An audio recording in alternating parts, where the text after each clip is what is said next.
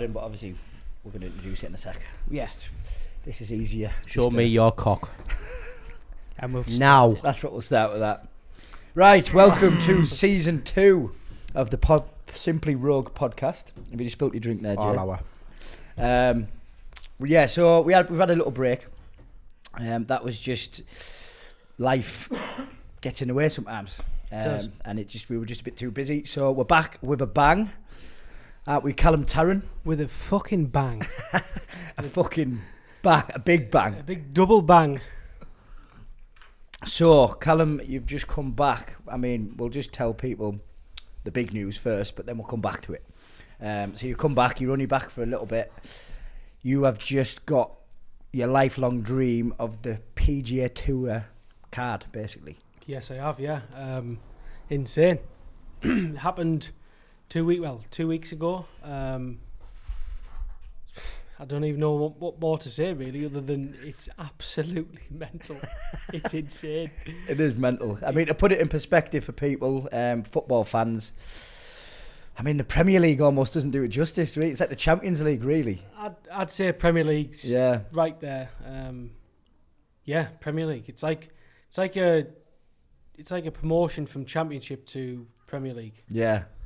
And I mean, the jump from Championship to Premier League is like everyone knows about the different, like the prize money and everything that goes with it, sponsorships. He's hit the big time. It's crazy, man. Big Tarren. I don't think it's sunk in. I honestly don't.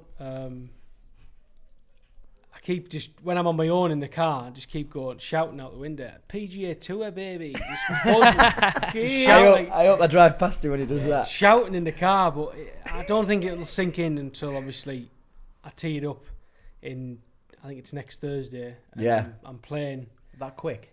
That quick, yeah. So fly Saturday and straight in on Thursday for the first tournament on the PGA Tour wraparound season. Rajed. ESPN. Yeah. Get up. What do you shout out the car window, Jay? Fuck off, Rajcock. It's coming. How are you doing, Mark? I'm very well. Godlike? Godlike. Let's go Godlike. I'm trying to think of another one, but You trying to think of Croc-like. I did think of one, but yeah, Croc-like. Yeah, what's our thoughts on Crocs, lads? Unbelievable. No chance. Well, Yeah. I've got a pair on, so Have pretty you? high, Lift yeah. it up. Let's have a look. Oh, take it off. See if we can Yeah. get this on camera. So what did you call them? These are off-roaders. These are off-roaders. These are heavy duty. They've got 4x4. Tell you what, they're like them though, aren't they? He said Okay, he puts the strap on the back of his ankle when he wants to Yeah, you get got- his gears going. Yeah, My, that's sports mode. Sports mode. You know what's mental? My caddy, ex-old caddy, is proper into his outdoor stuff. And he had a camouflage pair that he used to wear fishing. So I used to go fishing with him and I'd have Havianas on. I've lost 3 or 4 pairs of Havianas, just one. He'd get his Crocs into sport mode and just go out wading. I'm like, how are you getting out there? But What's a Harriala? Haviana. That's a curry next door. It's a- Haviali. Harry Ali. A what? Harriada? Haviana. What's one of them? Have you never had a Haviana? Flip-floppy Flip-flops. clown. What do they call them in America? Do they call them thongs? Thanks. Yeah. Thong? Nice.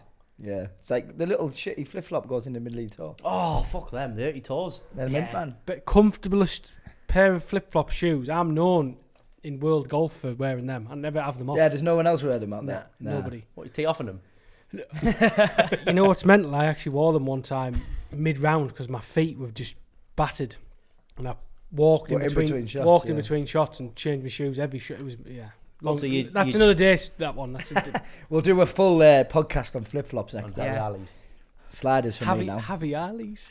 He's raj there. It's Javiana, Brazilian Javiana. Chicken tikka Harry Ali. That's a bad curry. It is, it's mint. Shite, mate. What's in it? Spinach. Well, no, if you say No. spinach, no, because that makes it sound shit. Mate, it's shit. There's spinach in it, but it's like it's quite a creamy. Good. Got potatoes in it, like Sweet. spinach and potatoes. No. or No, just no. spinach? It's not pure. a stew, mate. It's green. I don't know. A lot of Indian stuff have like, what is it?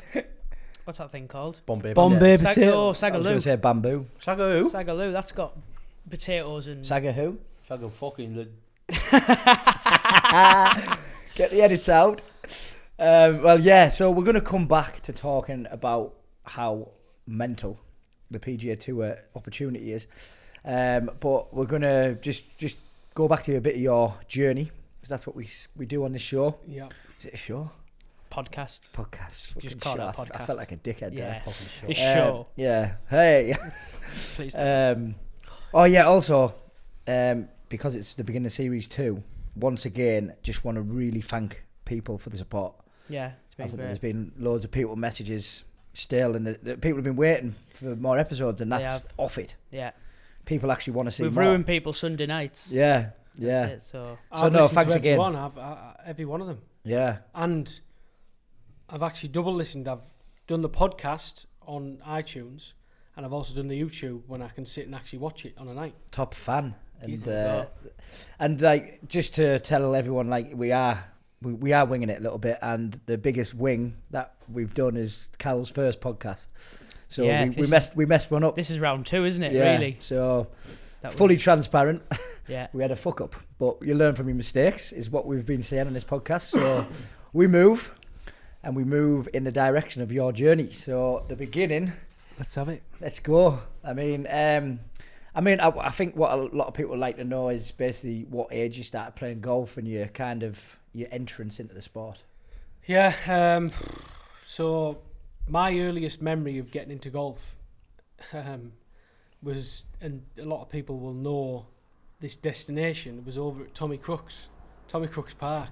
Get up. And exactly, and just the friends that I had around me at the time, we used to go over to Tommy Crocs and be little menaces and fire balls into the Cummins car park and seeing if we get a chase off the security guard. People still do it now. Yeah, Still to this day. and yeah, I mean that was my Did anyone teach you how to swing? Like first, just picked it up and went through. pretty much, yeah. I don't Baseball think I had grip. golf clubs at the time.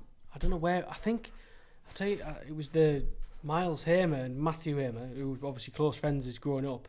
Their granddad played golf, so I think he'd give them golf clubs or pass down golf clubs, and we used to just take them and just go ballistic over the Tommy Crooks. Just trying to hit it as hard as you can and get chases, basically. Yeah, and then obviously Tommy Crooks used to be motorbikes back in the day, flying around, and I always remember Miles.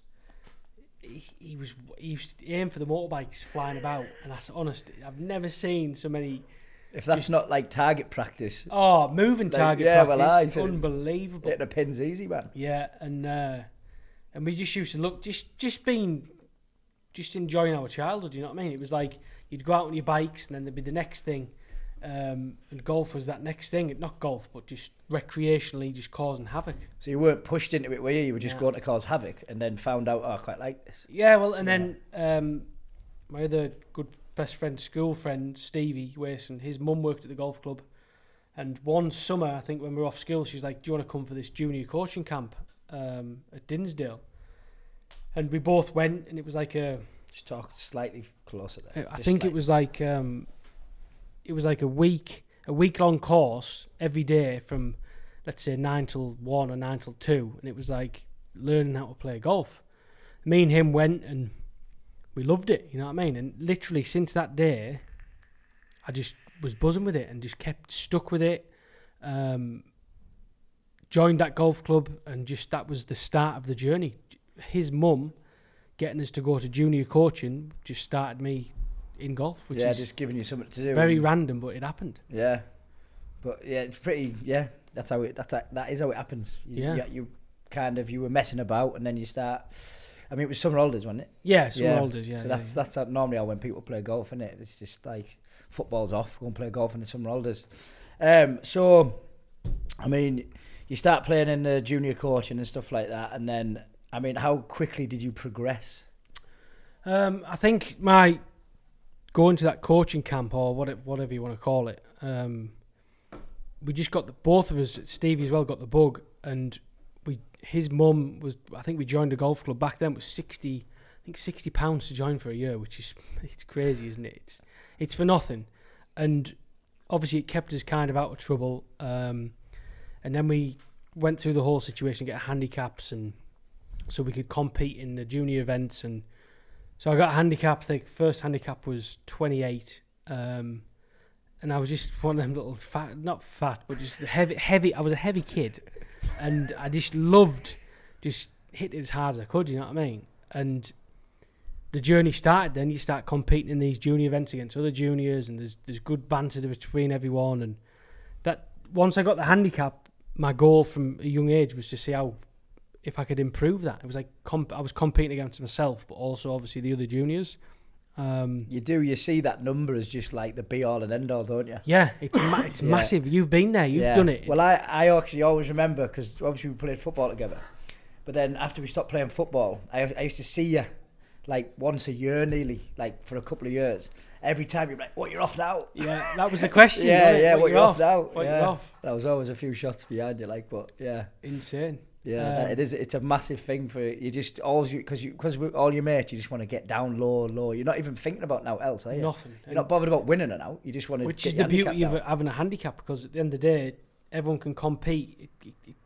It allows people who aren't as good or even better than you, and it kind of narrows the playing field. So if you have a good day off your handicap, obviously, then you can do well, and that just drove me to get as low as I possibly could. Yeah. And you're still having fun. You're playing snooker. And just going. It was unbelievable being at a golf club, because you're in an adult environment around adults. At the end of the day, it's their place away from family life and away from kids. Yeah, where you go to relax. But there was a good junior section at Dinsdale.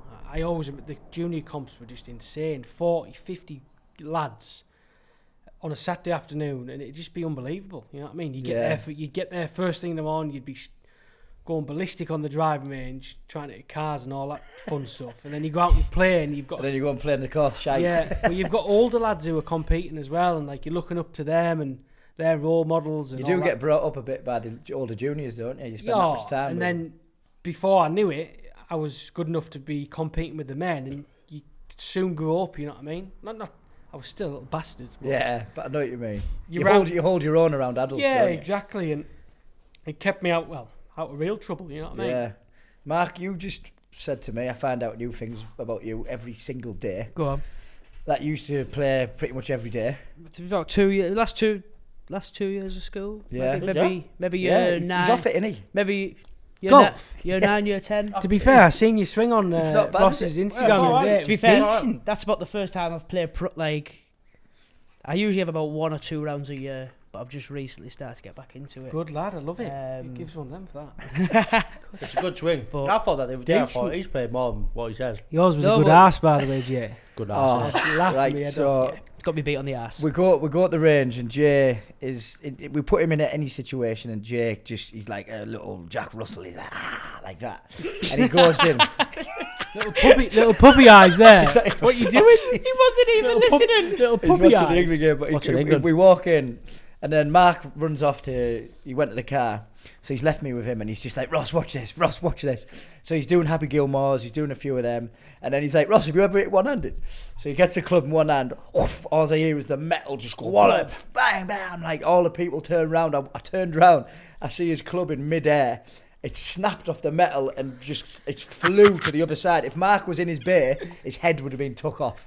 And I'm on the floor, man. Then the next thing, he's got his ass out and he's causing havoc. He's banned. He's banned from the range. I've only got 4 clubs now. That's when his club snapped, right? He walked over it, picked it up, put it in the bin. He went, "It happens." Hey, it does. It does happen. I think I've got a 5-iron, 6-7 putter. And no wood. No, I've got no a wood. driver. I've got a wood, no driver. Okay. He started hitting it like with the half of the driver, like he did better. He was teeing it up. He was going under it. The ball was just popping up. Did that, but just stay where it was. He went, Mark, pass that back. Have you ever snapped a club like over your knee or out?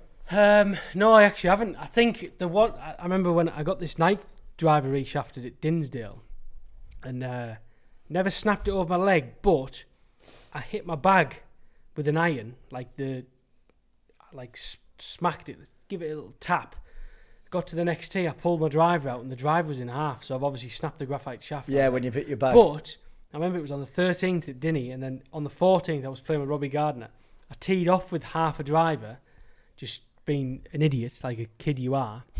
And so I hit this half a driver. When I hit it, all the splints went into my hands because it was all like shattered. Oh. It was brutal, honest. The worst feeling ever. I was fuming. I was really crying, man.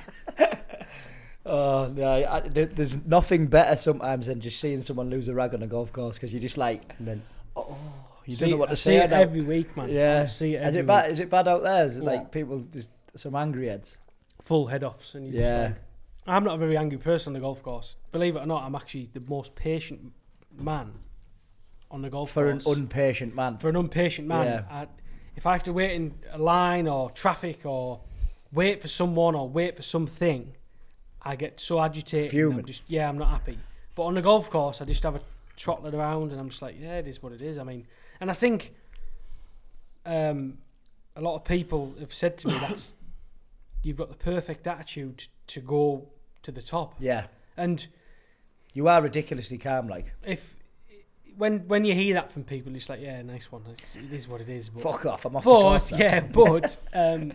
It is a good attribute to staying on a certain level and just for success. You know what I mean? Yeah. And hopefully we get in a situation where I have a chance to win a PGA Tour event and I can just stay on that flat line of just being calm. If it goes well, great. If not, then I mean I have my ups and downs, but I feel as though I am calm on a golf course. Yeah, you definitely are. Definitely seen it firsthand. You are very calm. What's the key to being calm on a golf course? Being good. But yeah, that helps. Not getting your ass out. I reckon that'd 100% put you off. Like, Hit it with two hands. I think I don't know. Just obviously, golf's a massive result-orientated game. It's all on you. You haven't got teammates to bail you out. You can't hide. You know what I mean? So you can't get 2 ups with the ups and 2 downs with the downs. I mean, I've had so many setbacks and failures in golf, and it's such a strange thing. But I've managed to, even as a junior and as a professional, I just managed to take it. You know Shrug what I it mean? off. Yeah, not shrug it off.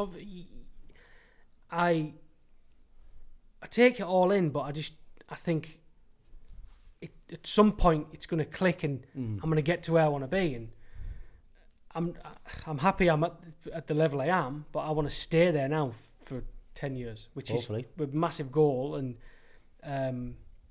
I think if I can just stay on that flat line for as long as I can, I might do all right. Yeah.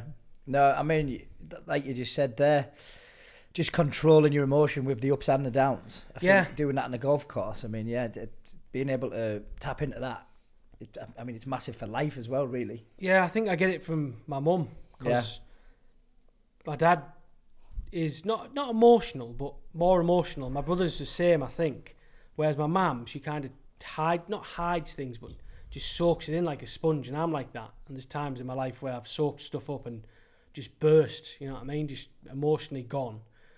But in my career, I've just I've taken some knocks, but I'm just like, I think it happens. Everyone has knocks, don't they? In life, and we've had some, and I've always been able to, I don't know, it might be a downfall of my personality as well, because I kind of soak too much in and just be like, I just ignore it. Not ignore it, but switch off a bit. Yeah. Switch off from it, yeah. But it's a tough one. But that same flaw that you think probably carries you on the golf course. Yeah, I think so. Soaking it up I and just... I think so, If you can soak all the emotion up and then let it out after the round, but not let it affect you on the course, and it's maybe a massive asset. Yeah, exactly. And I might, because it's me, I might not see it as that, but people have told me, like, you're so chilled and on the golf course you just like burp, but I'll He's the admit, most erratic man as well. hey, I've got a fiery personality. Yeah, very fiery. Yeah, I'm very, I wouldn't say I'm hostile, but I'm a little bit hostile. He's called the hostile. Yeah. The hostile one. Yeah. Brad But calls him. on the golf course, I just try to stay just as chilled as possible. So just like handicap wise and age, what was So I think I started playing when I was joined the golf club when I was 12, got to 28, first handicap. Then that first summer I got from 28 to 24, so I'll have been 13. And then I had my next season I went from 24 to, I think 24 to 5. Never. At 14. Right. I'm almost certain. And then when I was... Order of merit then, yeah? No, this that was... season. What, didn't he? Yeah, surely. Yeah, I mean, I won a bunch of events, but... I went from 24 to 5. No, here we go. 24 to 16, 16 to 5. 16 to 5 is So then, off it. in that mid-season, I was allowed to play men's events as well. So I was playing Saturday and Sunday, which allowed me to play more golf. I was getting better, winning men's events on a Sunday, and then I went from 5 to scratch, I think. Massive again. And I think I was 15 when I got to scratch, and then was that the first year you shot under par then? somewhere I think About so. then, And then I 15. got to when I was 15 maybe or 16, I was off +2, which was obviously a good standard. So I was representing the county. I think I won county championship when I was 17. And I was just at a good standard. I was playing in the men's county team with the best golfers in the county, which is massive. You know what I mean? Yeah, against the best around the country as well. 'Cause Yeah. I mean, Durham's quite a small county. It's when you go and meet Lancashire and Yorkshire and all that, isn't it? Oh, Yeah, there's people off +5 on the 4. Yeah. You're like mental him. Fuck off. Yeah. Yeah. So I mean, it was very, very quick progression. And then the first big move that you had, you went to college in America. Yeah. So when I started getting better at golf, and I'd played football since I was, I think 5 maybe, when I was a dot, you know what I mean? I was playing football every weekend, travelling all over with you, Ross, you know what I mean? That's all our life was.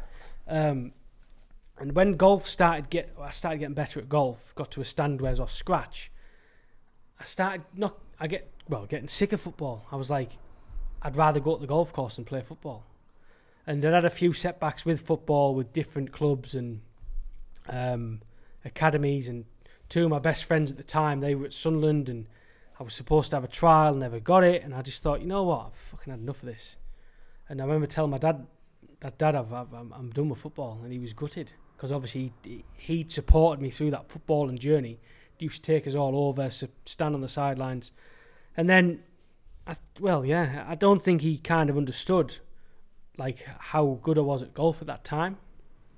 So Especially because you've probably seen you going up there with your mates, messing about. You know? Yeah, just being a menace. And when I got at that level of golf, I was like, I want to do the American. I'd heard about it. I don't know. I can't really remember how I'd heard about it, but just being in golf and playing events and guys going to America. So I was like, right, I want to do that. So from 16 to 18, I was like, I'm going to America. I'm going to do it.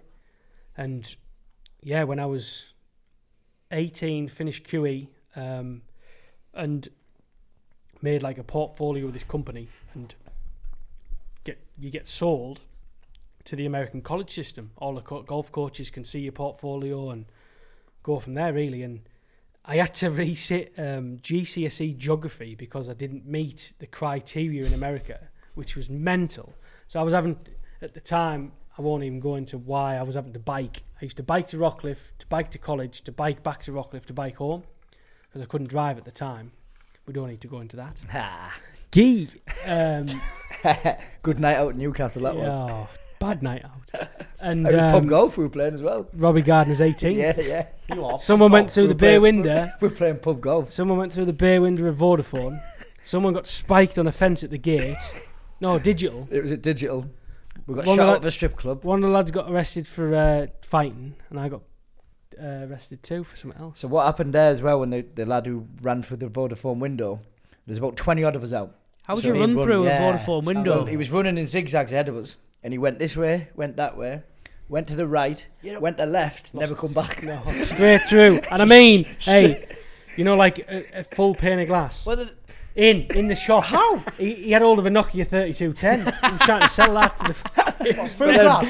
Oh, gone straight in the shop. Obviously, the police were trying to look for a golfer. There's 25 of us scattered about Newcastle. Right. Every one of us in a more state than the other. We picked. You know, remember them Citroen? Was it a Citroen Cinquecento, the small ones? Yeah. So it was parked parallel against the curb. We all got it, moved it the other way, so it was facing out in the middle of the road. We picked it up and moved it around. Oh, it was just a wild, wild night, that, by the way. Oh, it was mental. Shout out to fucking Robin Gardner. Get up. The Vodafone Maestro. Oh my goodness. Yeah, they were the good days. He's a good guy. Yeah. But he's an excitable man, mate. oh, he's mental. Are you from Darlow? Yeah, he lives in London now, like. Yeah. But yeah, and got recruited to go to America, and off I went. And I had to do the year at QE, so I did that. Managed to get past passed GCSE geography, which was hell, because I was with a load of spuds. Eastbourne for you. You did your SAT test as well, Did didn't you? that, I yeah. did one of them. Brutal. What's the SATs? So that's like SATs. their A-levels Okay. to get into But it's uni. a 6-hour multiple choice exam, and You've there's like different. no, you see on movies where they're scribbling the little dot in. Yeah, I've heard it on movies, just never knew what Yeah. the But I don't know equivalent what was. it to Where did us. you do yours? In Peterlee. I did mine in the Vale of Glamorgan. Did you? Peterlee. Yeah, Peterlee. Durham? Yeah, over the road. I mate. went to South of Wales.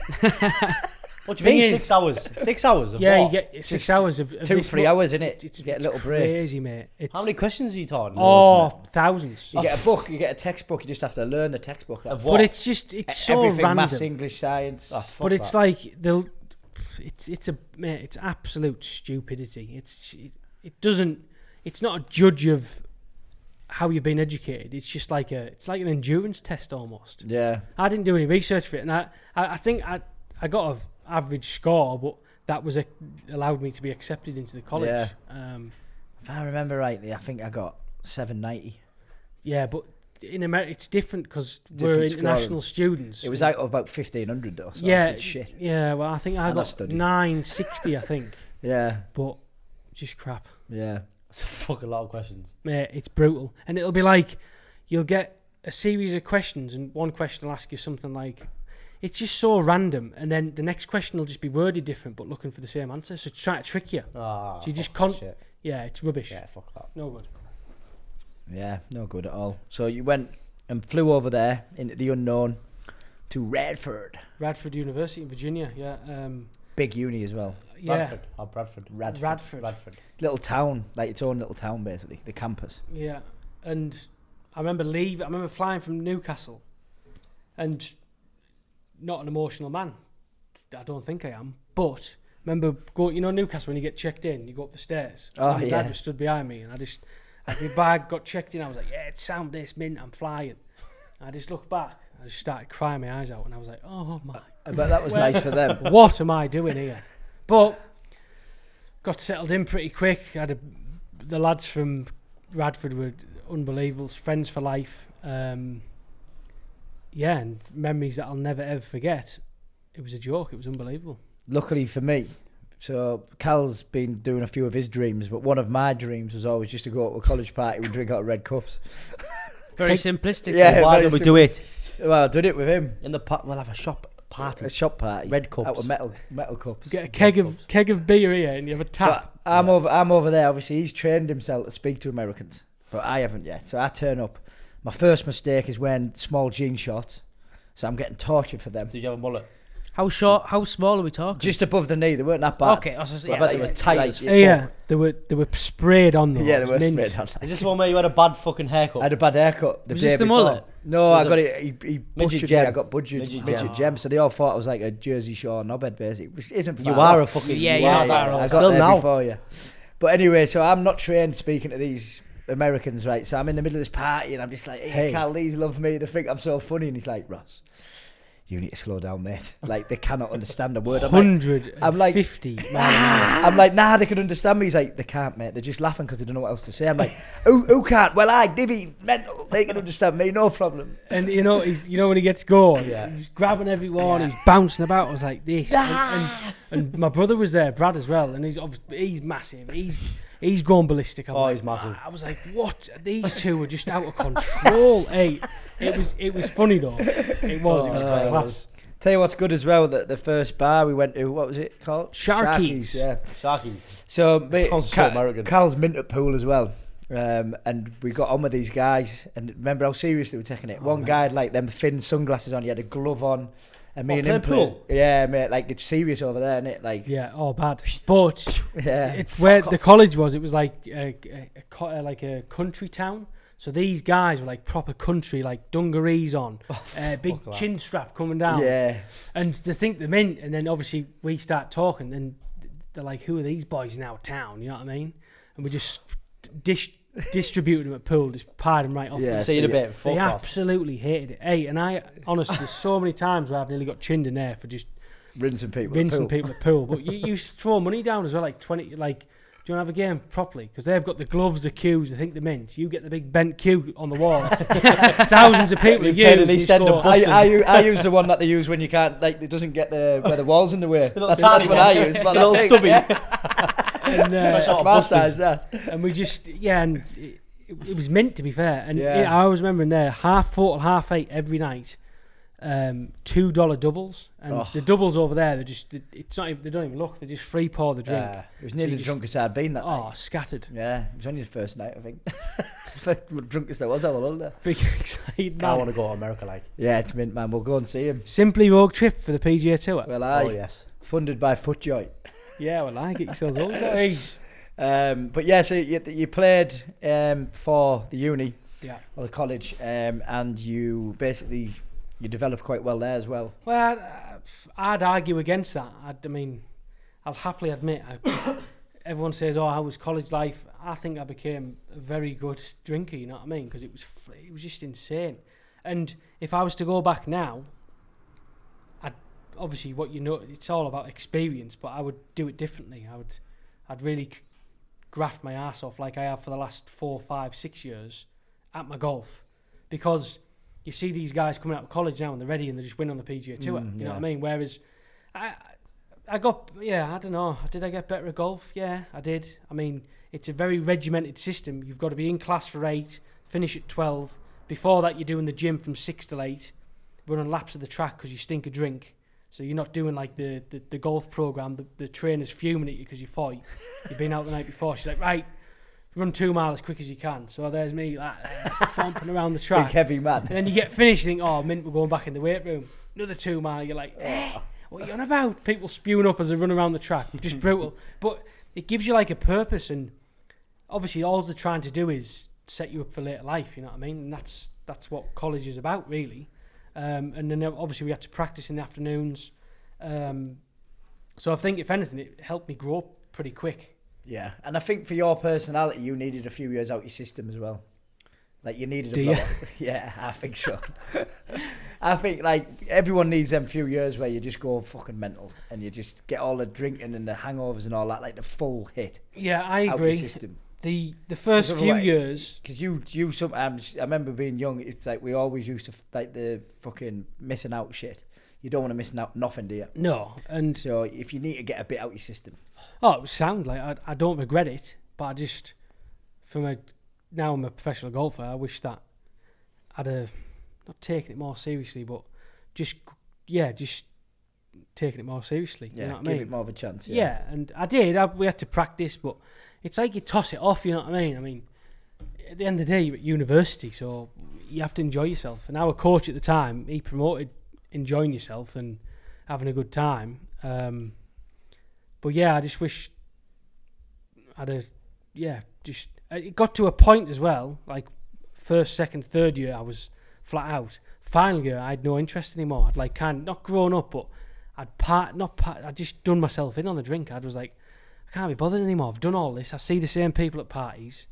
Like, I'm finished. And when I graduated, I was like, I want to go home.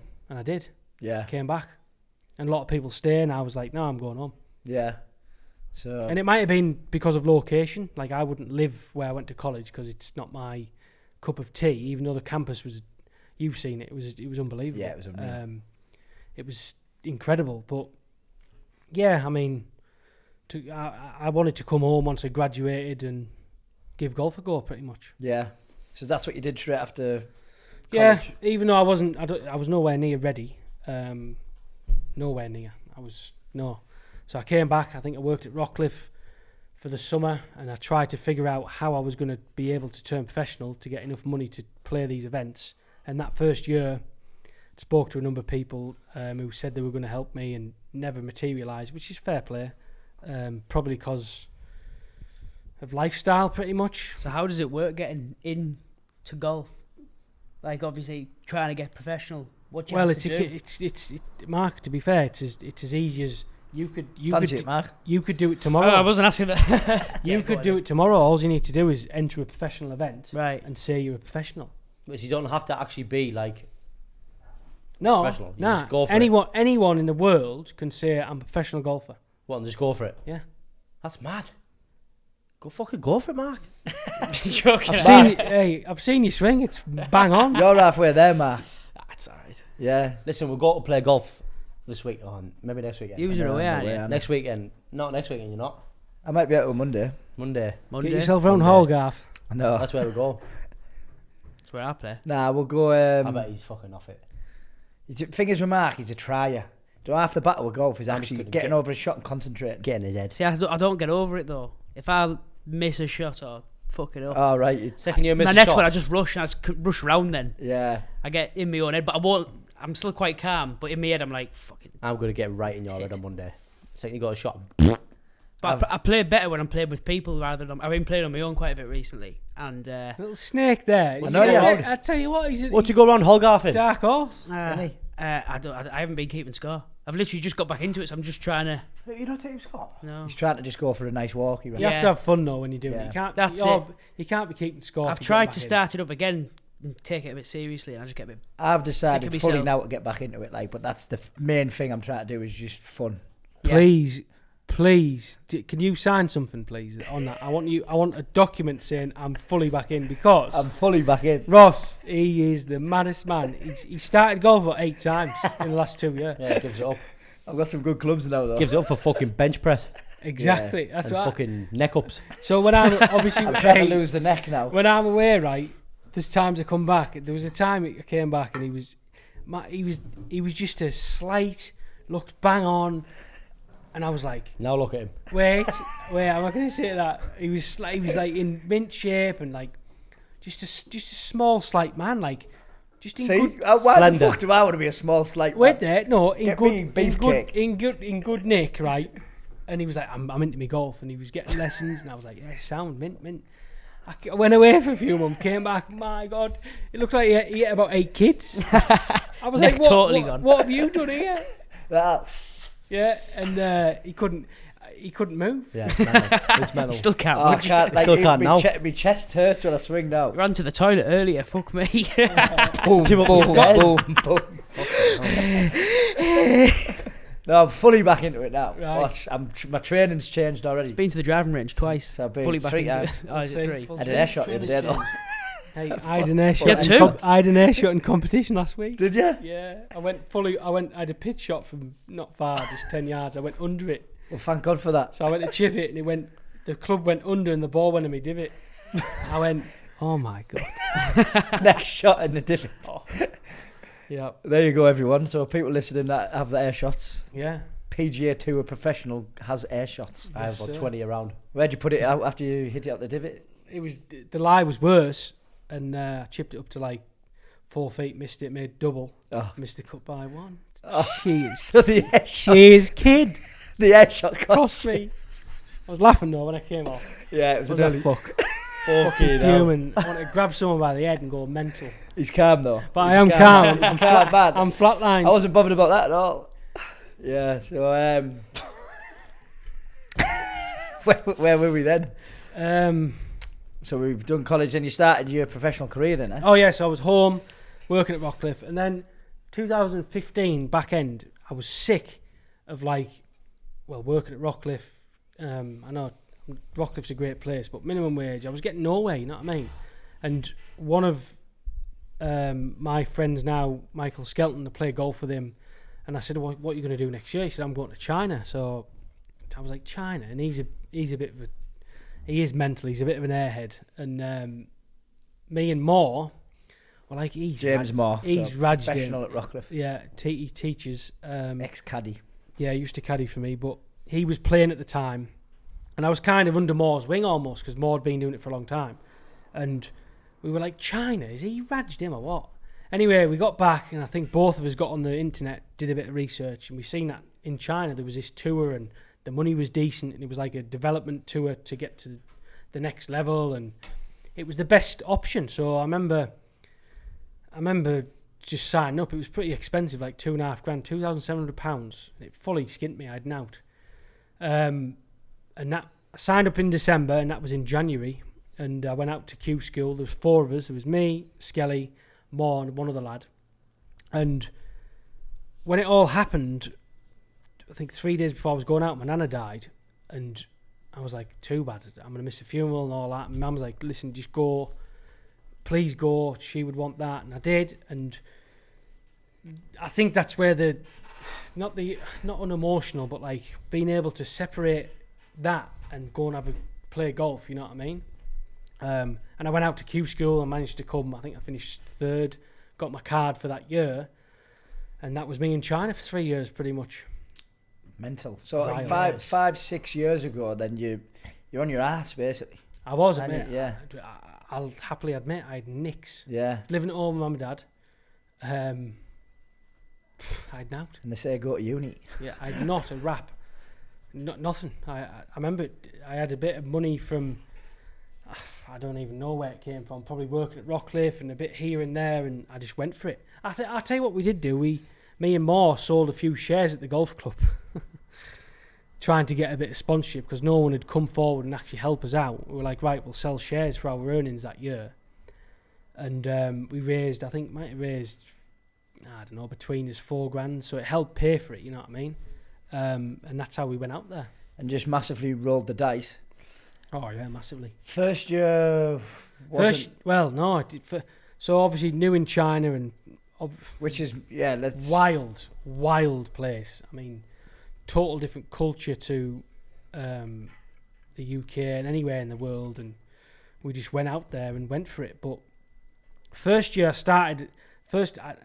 believe it or not, I never missed a cut in China for 3 years. Mental. Not one, which is wild. No air shots there. On the PGA Tour of China, I missed one cut on the CGA Tour of China. What's a cut? After 2 days, you cut it in like near enough half, don't they? Yeah, so say if there's 160 guys who teed up on Thursday, right, you play 2 rounds, Thursday, Friday, yeah, and the top 65 guys yeah, make it to the Saturday and Sunday, and right, that's when you get paid. You don't make the cut, you don't make any money. And say if he's entering a competition in the middle of fucking nowhere in China, yeah, it might cost him $1,000, $2,000 to go. So you're gambling. Yeah. You missed a cut. See you later. Okay, I'm with you. So you've got to... every week it's a massive gamble and a head fuck really. Yeah. So yeah, he did that for 3 years. I'm with you now. Yeah. But first 7 events, I remember coming back and I think I'd made every cut and I was just breaking even. Like I'd earned money, but obviously spending money as well. But I was just getting comfortable, lay the land, travel, dealing with being a professional golfer because I'd just turned professional. And then came back for a few week break and I went back for like another 4 week stint and my results started going from making the cut and finishing 40th. I started like breaking into the top 20, making a bit of money, and there was another break and the final 4 events of the year I finished 2nd, 8th, 2nd. And in that 2016, that first year I could have graduated to the Corn Ferry Tour. I'd finished in a position on that money list that year where I could have went to final stage of Corn Ferry Q School. At the time, I think it was web.com, and being a Corn Ferry player. But because it was my first year, there's entry deadlines to enter these bigger tournaments, and I didn't enter, and kind of kicked myself. But it was a mistake I made, and I was like, well, that year, I can't remember what I earned, but I earned what I felt was decent money. You know what I mean? And I was like, cushy, I might have had 20 grand in the bank. I was like, I'm sound here. What a job. You know what I mean? Yeah. So then obviously, that's after expenses and all that fun stuff. But then it allowed me to go and play the next year. And next year I kind of did, I flew, to be fair. I did really well. More comfortable out there. I felt as though my game was improving. And that second year, it came down to the last event. And I had a chance to graduate to the European Tour this time. And it came down to the last hole. I made double at the last hole to lose by 2. Oof. So that's what I was talking about, where it was like a kick in the teeth. But I was like, it's not the end of the world, you know what I mean? I've earned some really good money this year. My golf's better. So there's pros and cons, isn't there? You can dwell over that bad finish, or you can be like, well, I've improved from last year. I'm more comfortable. I feel as though I'm a better golfer.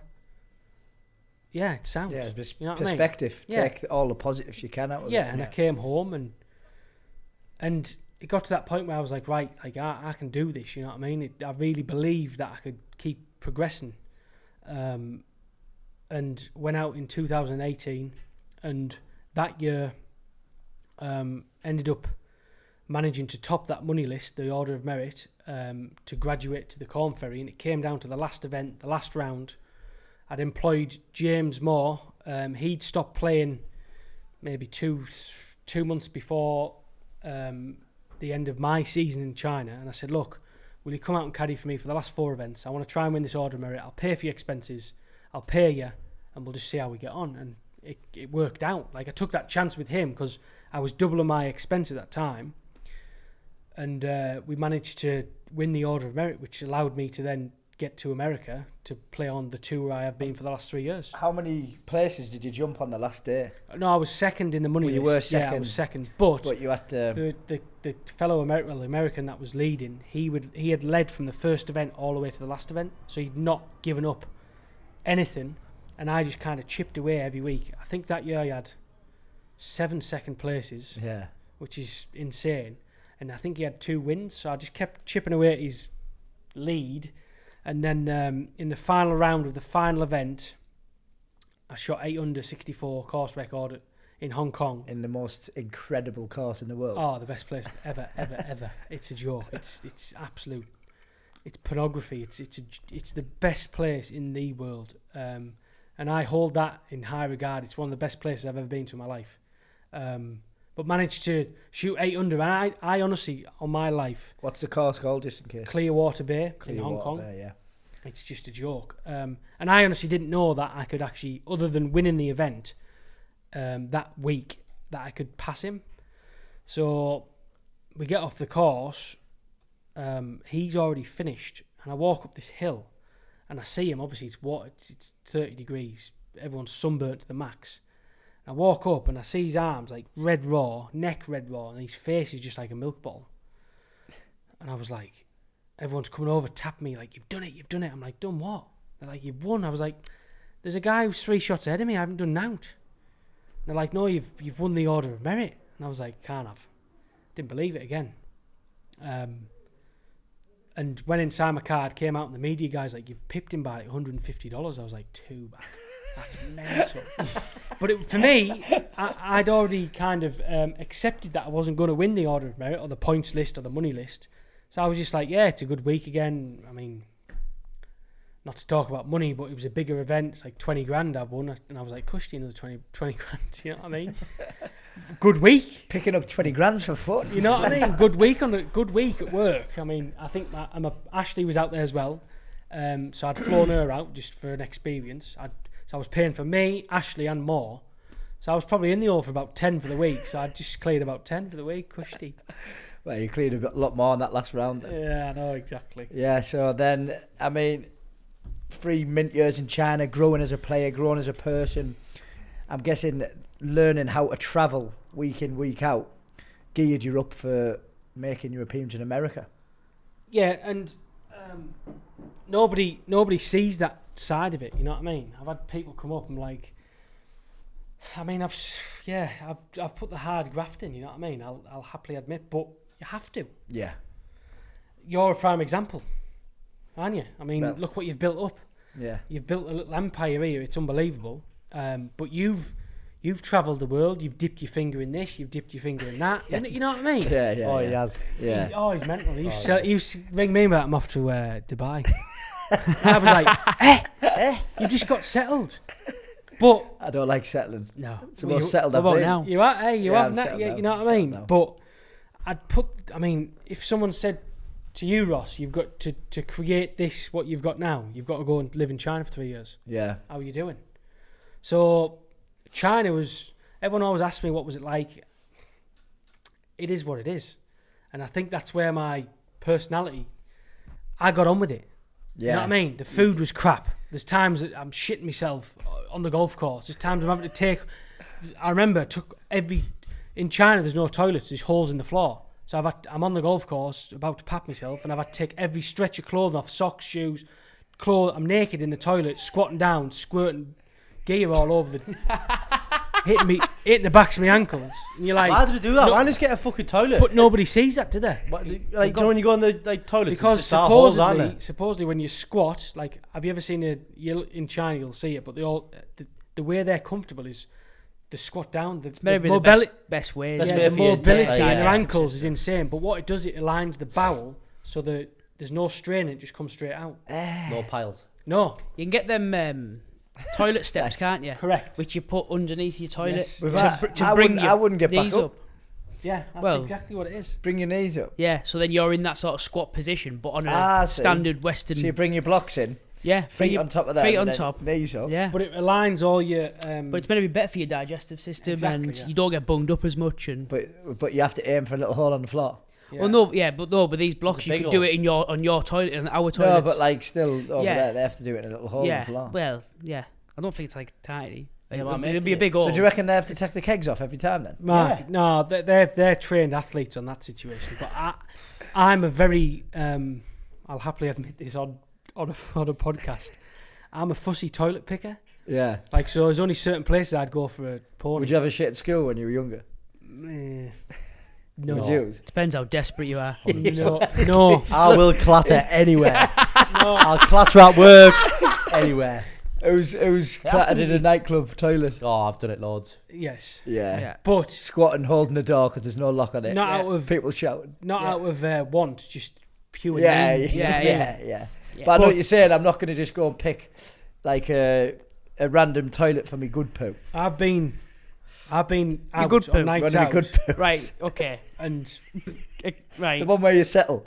Do you know, like you go in, you know you're going to be 20 minutes. 20 minute. Yeah, you Yeah. go on, your legs go dead, you're on your phone, you read a few things. Yeah, well, Hurts a bit. Yeah, well, sometimes. sometimes. But yeah, I mean, things like that people don't see. Yeah. The food. I mean, I remember one time I came back and I'd lost so much weight. I came back and my face was just like gaunt because I was eating but not enough. You know what I mean? I wasn't able to provide my body the sustenance to keep weight on. And even though I'm eating rice and noodles, which you'd think would keep your body a lot of carbohydrates, mate, I came It's not back McDonald's, and I is was it? literally, my face, someone said, are you ill? My mum, I think my mum, what's up with you? I was like, Get a "Mum, good meal into you. been to China for 7 weeks, eating rice and just trying to get by, you know what I mean? And What sort of food was it that made it so bad? Eat all sorts, don't I? mate, it's mental. It's just everything's like spiced up and that as Well, well, not innit? that. No. No. Like, you know, Like imagine China, this is good the- food. The No, meats, but it's the not what meats you and that think it- though. It's not what you get from a takeaway. They don't. Well, I eat know stuff that. like You know that's why. Do you like chicken feet, Mark? Yeah, I'd eat a chicken foot. What are you going to do with it? Chew it? Yeah. Yeah, A you bit do. of Wrigley's. Remember we ordered them one time and I was like, came out and I put it in my mouth. I was like, oh my, it just gristle. And the toenails were not like. Yeah. No. I'd have one. Toenails. Yeah, you don't need to be eating chicken feet. What's No, it? mate, Fucking you know, put a hey, chicken foot in the mouth. This is gospel as well. In China, they throw away the breast. Shut Do up, they? man. Yep. Why? I'll probably sell it to other countries because it's not part of their culture. Get a big fucking chicken head. breast into you. Chicken head. We've ordered one of them. Head. Did you eat How does that? that come? Well, what do you do with it? Peck the beak. Just get it in. Do what? Just eat the Scrap bone. it. Do you not eat it off the bone? Like What, the s- sorry, breast? Head. skull. Just suck the breast. fucking head off. Well, how much meat you getting off a chicken head? I don't know. Not a lot. But anyway, it was just bad. Not bad. Not to your I'm, liking. I'm a very. I'll eat anything, but it's just so different. Like it's not Chinese that we have in England. Well, no, I No. And I expect that. it's so far away from that. You know what I mean? Yeah. Like so far away. But some weeks we'd stay in plush Crown Plaza hotels where it's all Western food and there'd be a buffet upstairs. It'd be the best thing you've ever seen. You'd pay 30 quid for all you can eat buffet. They've got sushi, they've got steak, they've got this. But some weeks when we were out in the middle of nowhere, you were surviving on rice. And I mean, It's like Kill Bill. rice. Plain rice. Crazy, mate. But, Bet you ate better in America though. oh, His You know cheeks what? aren't It's- drawn in anymore. no, yeah, I'm like a big pig. But it's it's at the end of the day, it kind of, it's, you know what I mean? I went out there and played golf and managed to survive. And then I appreciate the good things now, you know what I mean? And I still look back to China and think, you get people whinging coming down from the big tours and they're like, this is no good, and they're whinging, you're like, mate, go and spend 3 years in China and then come back. Was your apprenticeship? Yes, massively, yeah. That was it, wasn't it? Yeah. That was your long hours in a crazy environment. Yep. To get where you want to be. Yeah. Same as any apprenticeship. Yeah. Poor Rabbi now in a men's environment. Yeah. It's getting hard. Deer in headlights. Yeah, well, she'd take some chicken feet after today, I'm telling you. But yeah, so you came back and then shot off straight to America.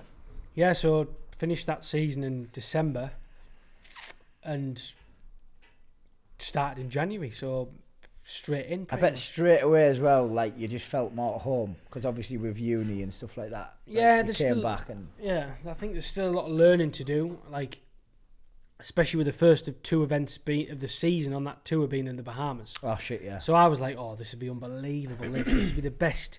It would be on white sand and I remember looking at hotel prices on this island, the first place, Exuma, and to stay in the host hotel, you're looking at about $5,000 for the week. And I was like, I can't afford that. I couldn't.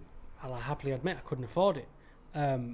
So me and James Moore, he was now caddying for me full time. So we booked this Airbnb, and I remember going from the airport, and Exuma was like, it's crazy. It's beautiful, but first time in the Bahamas, I was like, this is insane. It's like a derelict country. There's nothing there. You've got people haggling you for money, asking you for, and you're like, I didn't expect this. Anyway, we dropped all golfers on this flight, dropped everyone off at these resorts, 5-star resorts. And I said to the driver, do you mind dropping us off at this address here? I showed him. He's like, $20. Let's give him $20. Took us to this house, mate, in the middle of the bush. And I said to Moore, I was like, mate, got in. I had not a nice bed, just a bed. There was a shower, and Moore was on the couch. And the springs had all snapped in the middle. It was like a hammock. It was like a hammock, honestly. His ass was touching the floor. I was like, Moore, we can't stay. I'm getting a booking hotel. And if you ask him to this day, it was a proper panic from me. I was fuming. But that week was probably one of the best weeks I've had as a golfer. It was unbelievable. We made the most of it. The golf course was like 500 yards away, and we were on these rusty bikes, biking to the golf course. 5-star resort. We were sneaking into the 5-star resort. We ate like kings all week. We drank every night, and we just had the best time of our lives. But it's just changed, isn't it? It's like new. And I couldn't, when we finished that week, I said, Moore, we've had a proper week there, you know. We came 15th, so we had some decent money. I was like, unbelievable this. Cushed you this. But the day I got there, I remember we went to this supermarket as well, and went in and bought a case of Bud Light, 24 cans, little stubbies, right? Some milk, box of cereal, and the woman went, $110. I went, what? $110? She was like, yeah. Didn't dare not pay her because I was like, it's embarrassing, you know what I mean? So I got an itemised receipt. The Bud Light cans I bought, 24-pack that normally cost $12.99 in America, was $69 because of import.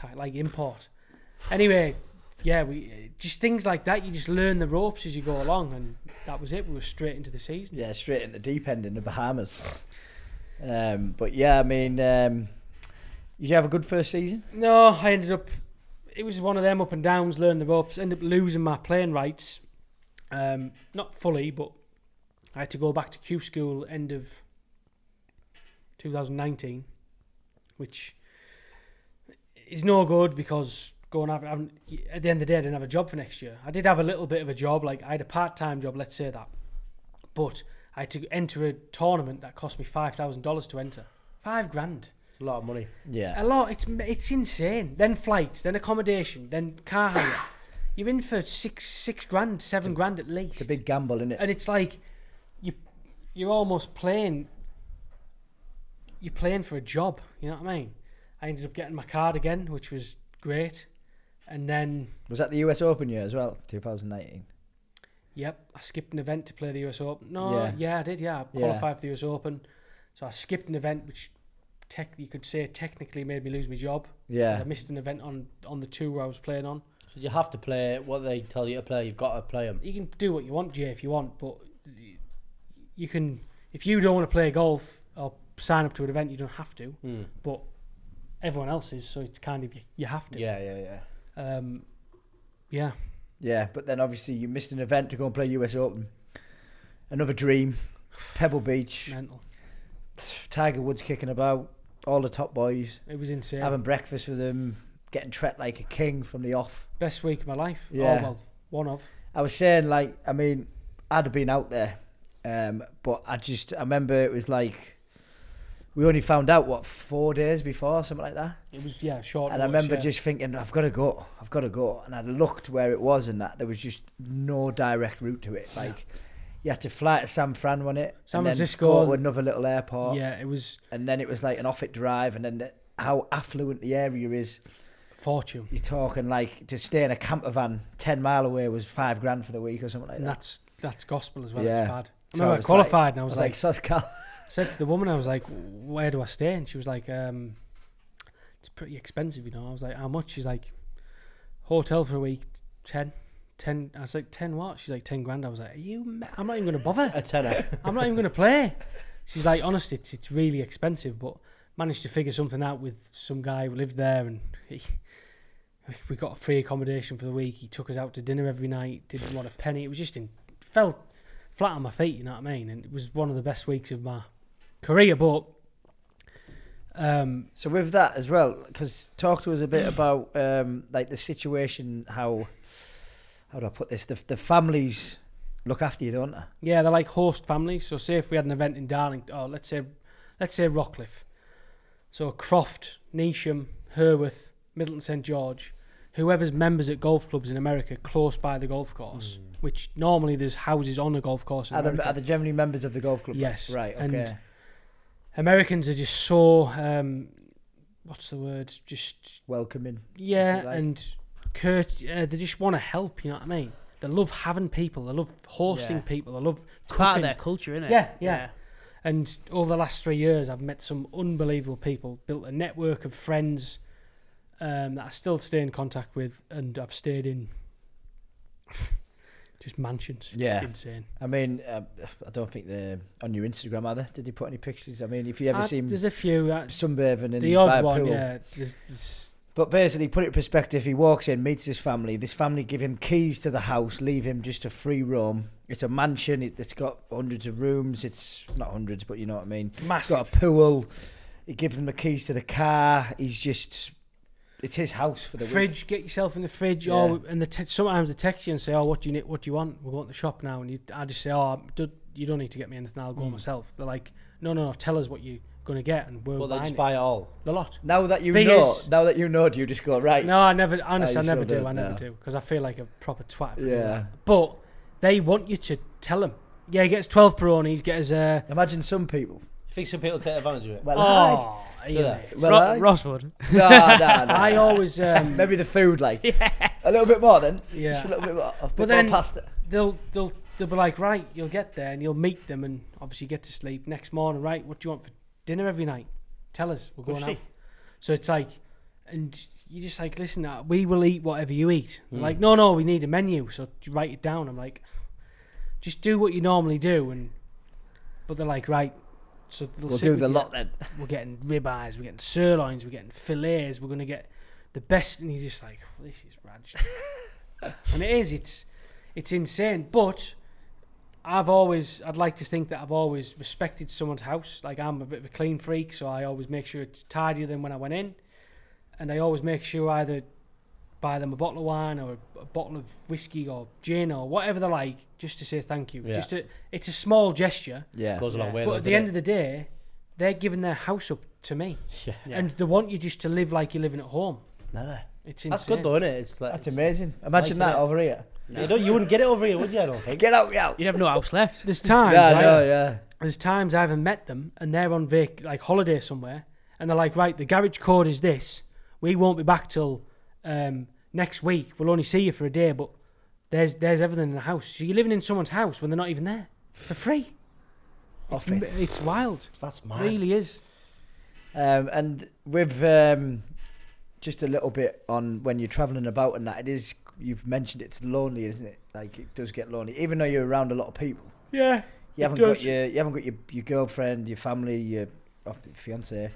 You haven't got your family, you haven't got your mates. You're on different time zones. I mean, when we speak, it's like random times. Yeah, so it does get lonely. Not to take anything away from the position you're in, but again, it's not easy, is it? Yeah, I'm very fortunate to do what I do as a job. I'd hold my hands up. But everyone just looks at the. I tell you what, everyone think. Everyone looks at you and you look at the money I've earned. I mean, I've done all right. I've done crazy, but they're like, oh, he's flying him. Look at him, he's flying. What? I'm flying on my own. I'm flying on my own in America. Yeah. This is such a term, isn't it? Right, especially around this area. You put one photo up. Doesn't matter what your situation is at that minute. It could be a car, a phone, watch. He's flying him. Yeah. He's flying. Do you know what I mean? It's like, hang on a minute. I've done now. Do you know what I mean? And I'm comfortable. I'm not. I need to work. You know what I mean? I'm not flying at all. You're gambling. I'm on the upward curve, which is great, but I'm not flying. Trust me. I'm not flying. All right, we're not. Fuming here. I'm not. Trust me. Stay calm, Cal. But yeah, and then your second year, third. Did you do 3 in Corn Ferry? Mm. Oh, yeah. I thought you did 2. Well, it was a super season, so 2020, because of COVID, was matched into 1. Ah, right, okay. So after my first year, technically lost my job, regained it through a qualifying school, went out in January 2020, Bahamas again, South America again, that little first stretch, and then there was an event in Mexico, and I was like, if I'd have missed that one, which I decided to, there was a 2-week break, so I could have 2 weeks at home. I was like, I'm going to still get plenty of events. They went to Mexico. I flew back to America for that next little stint. Went a few days early, and then COVID hit. It was March Friday the 13th. I went to watch the Players Championship in Sawgrass with a friend, and the commissioner of the tour came on and said, oh, it's all future events are cancelled until further notice. So I was like, so I flew home. That was me. That was it. For 2.5, 3 months. I loved it, mate. Did you get any funding off the tour? We got a stipend, which is like I don't know the exact definition of a stipend. Anyway, Mark, you know what a stipend is? Similar to a grand. Yes, sir. He's just fucking winged that, the bastard. Yeah, you don't have a fucking clue. He just wings everything. Well, you talk about people giving you money. Just such a safe answer. I want something more out of that. Well, what do you want me to say? You got it right. No, stunt cock. Yeah. Shouldn't be a pussy mouth. Best insult. Pussy mouth. Pussy mouth. Yeah, it was mint. I think we all took the benefits out of lockdown. Oh, I absolutely loved it, It's mate. a fucking distant memory now. Yeah, I loved it. I really did. Wait for the next one, though, is it? Yeah. Wouldn't mind another one. Little one. Not that long ago. Just little one. I know.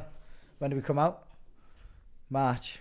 Was it March we came out? Yeah, it January was to about March. the same time we sort of went We in started the March, first didn't we? I'm No, on last about year. the first proper one, though. Yeah, like I know, yeah, this. but we were just on Yeah, about the first when we proper come one. out. Enjoyed. Like the bad one. That was March. the bad one was the good one. Yeah. And then the Christmas one, the winter one was hell. It was hell. Yeah. Yeah. Because you couldn't do out. November was sound. 1 month. Yeah. Brilliant. Yeah, it was that. Yeah, there was a little one, Yeah, little mini that one. was like we'd come back to work for a couple of months knackered.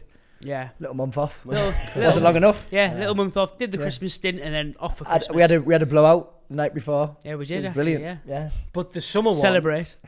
the weather was unbelievable. Yeah. Yeah. I think it was probably one of the best summers we've had in I think years it or was something. like Just hot every day. someone was looking after us because Yeah. if we had a bad few months there, not knowing when we Yeah. were really like actually scared with no good weather, I think there'd have been Yeah. hell on. I mean, was it a good summer or was it just because we weren't at work? Nah, Yeah, it because was we good, noticed I it a bit more. Yeah. But we did have a good solid. It was hot 6 as fuck, weeks. mate. Oh man, it was every Yeah. day it was boiling. Yeah. And I mean, I remember, it was insane. I remember getting to a point where I was like, I can't remember what it's like to be cold. Yeah. You know what I mean? yeah. I was like, every morning I just knew it was going to be sunny. Yeah. It was like predictable, that was it. predictably Yeah, sunny. it was good. Yeah, it was like 25s all day. Yeah, wasn't it? man. Yeah, it was hot. Like, Yeah. I wouldn't mind another little one. A month. 4 weeks. Another month. A month. Go on, Boris. Put us in. Yeah. Yeah, definitely. So then. James, Yeah, Totally lost his train of I was thought. thinking about another lockdown. I was thinking, yeah, brilliant. Yeah. So then golf started up a bit quicker than other jobs. Any other sport, yeah. We were one of the first back. Blag because testing. I mean, we had to get tested twice a week, which it is what it is. It's inconvenient. It was just a nightmare, really. But we got waivers to go back to America. I went back end of March, April, May, first week in June, and we played all the way through until like December, which was they did a great job. PGA Tour did it. A lot of events got cancelled. They recreated new events, and we managed to have a full season. I think it was 24 events, which didn't think we were going to play at all.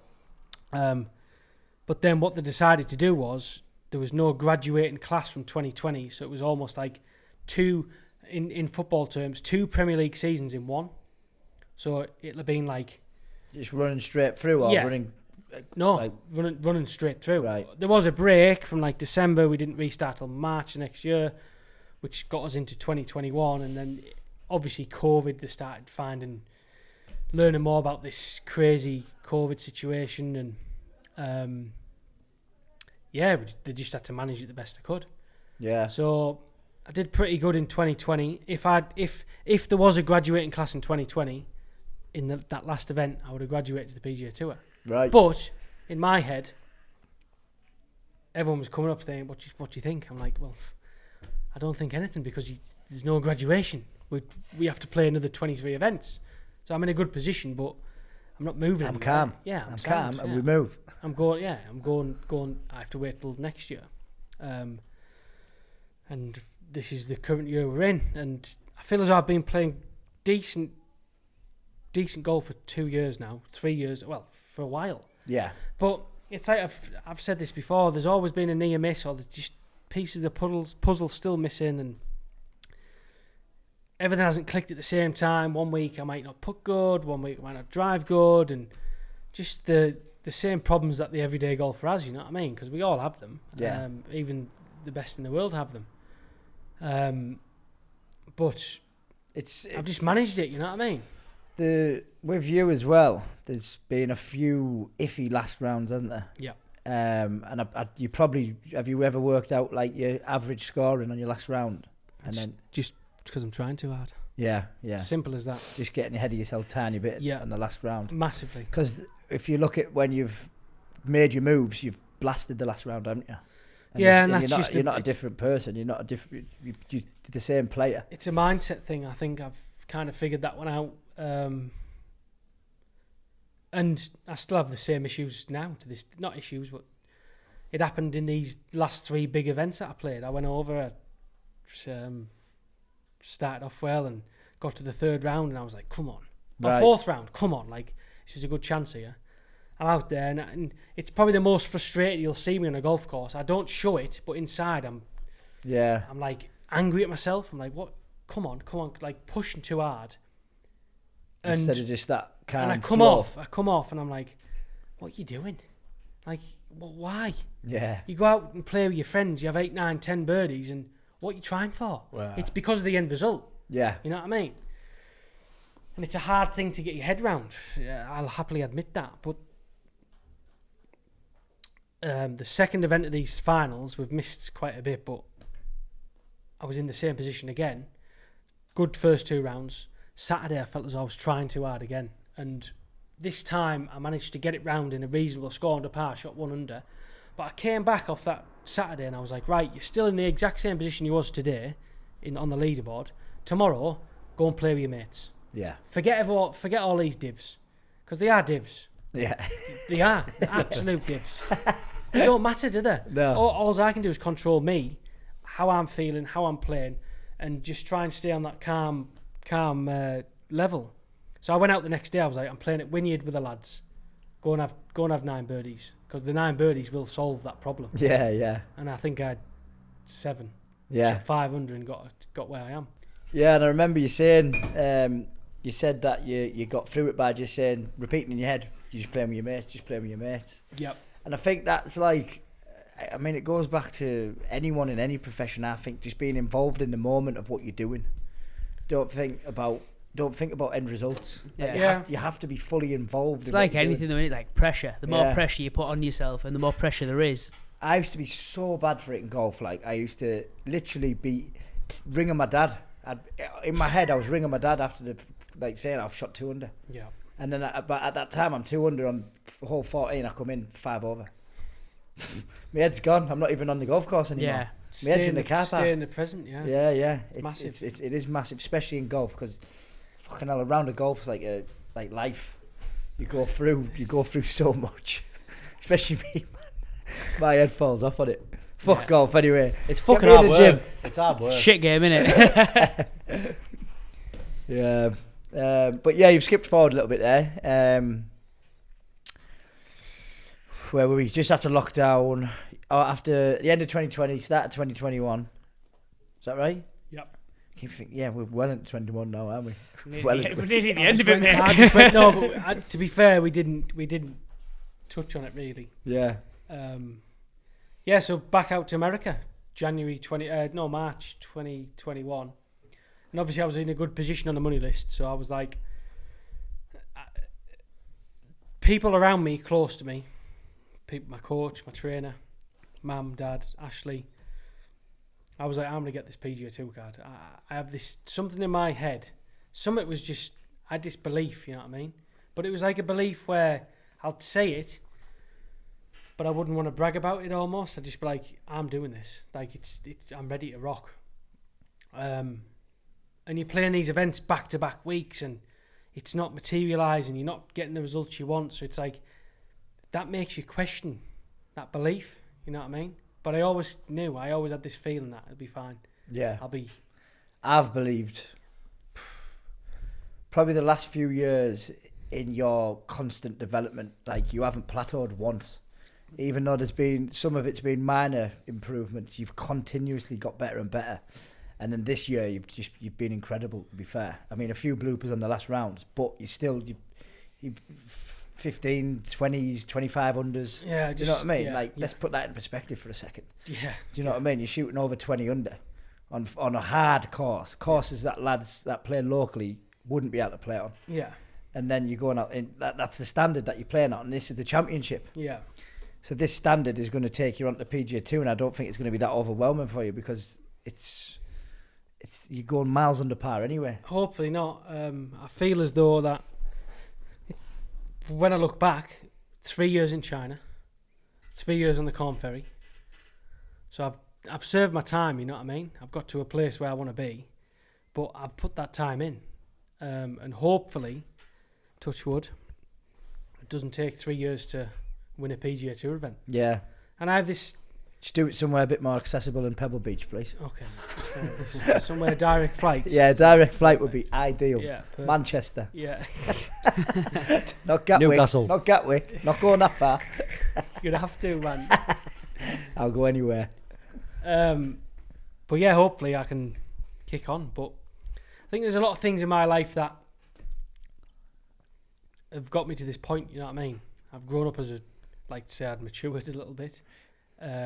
It's something I touched on a few weeks ago where it was like, I said something about if you could have all your dreams tomorrow, I'd say no, because I'm not ready. Yeah. I need to learn a lot more stuff. And like, if I got there, I wouldn't know what to do with it. Yeah. I'm still I need to learn a lot of things and I need to develop myself a lot more before I get anywhere near where I want to be. Yeah. And that's kind of what you've done, really. And I still learn to this day, you know what I mean? Yeah. Every day you think, oh, I wish I'd known that. Yeah. You know what I mean? But I think off-course things, obviously Ashley been supporting me since I was a kid. Since we've been together for a long time. Having that stable home or stable family life, parents have always supported me. Me and Ashley settled down end of last year, 2020. So I don't mind saying this on the podcast. She might boot me for this, but in 2020, end of 2019, we decided that we'll see what happens with the baby. So she got pregnant end of 2019. The day I flew away to go back to America, she had a miscarriage.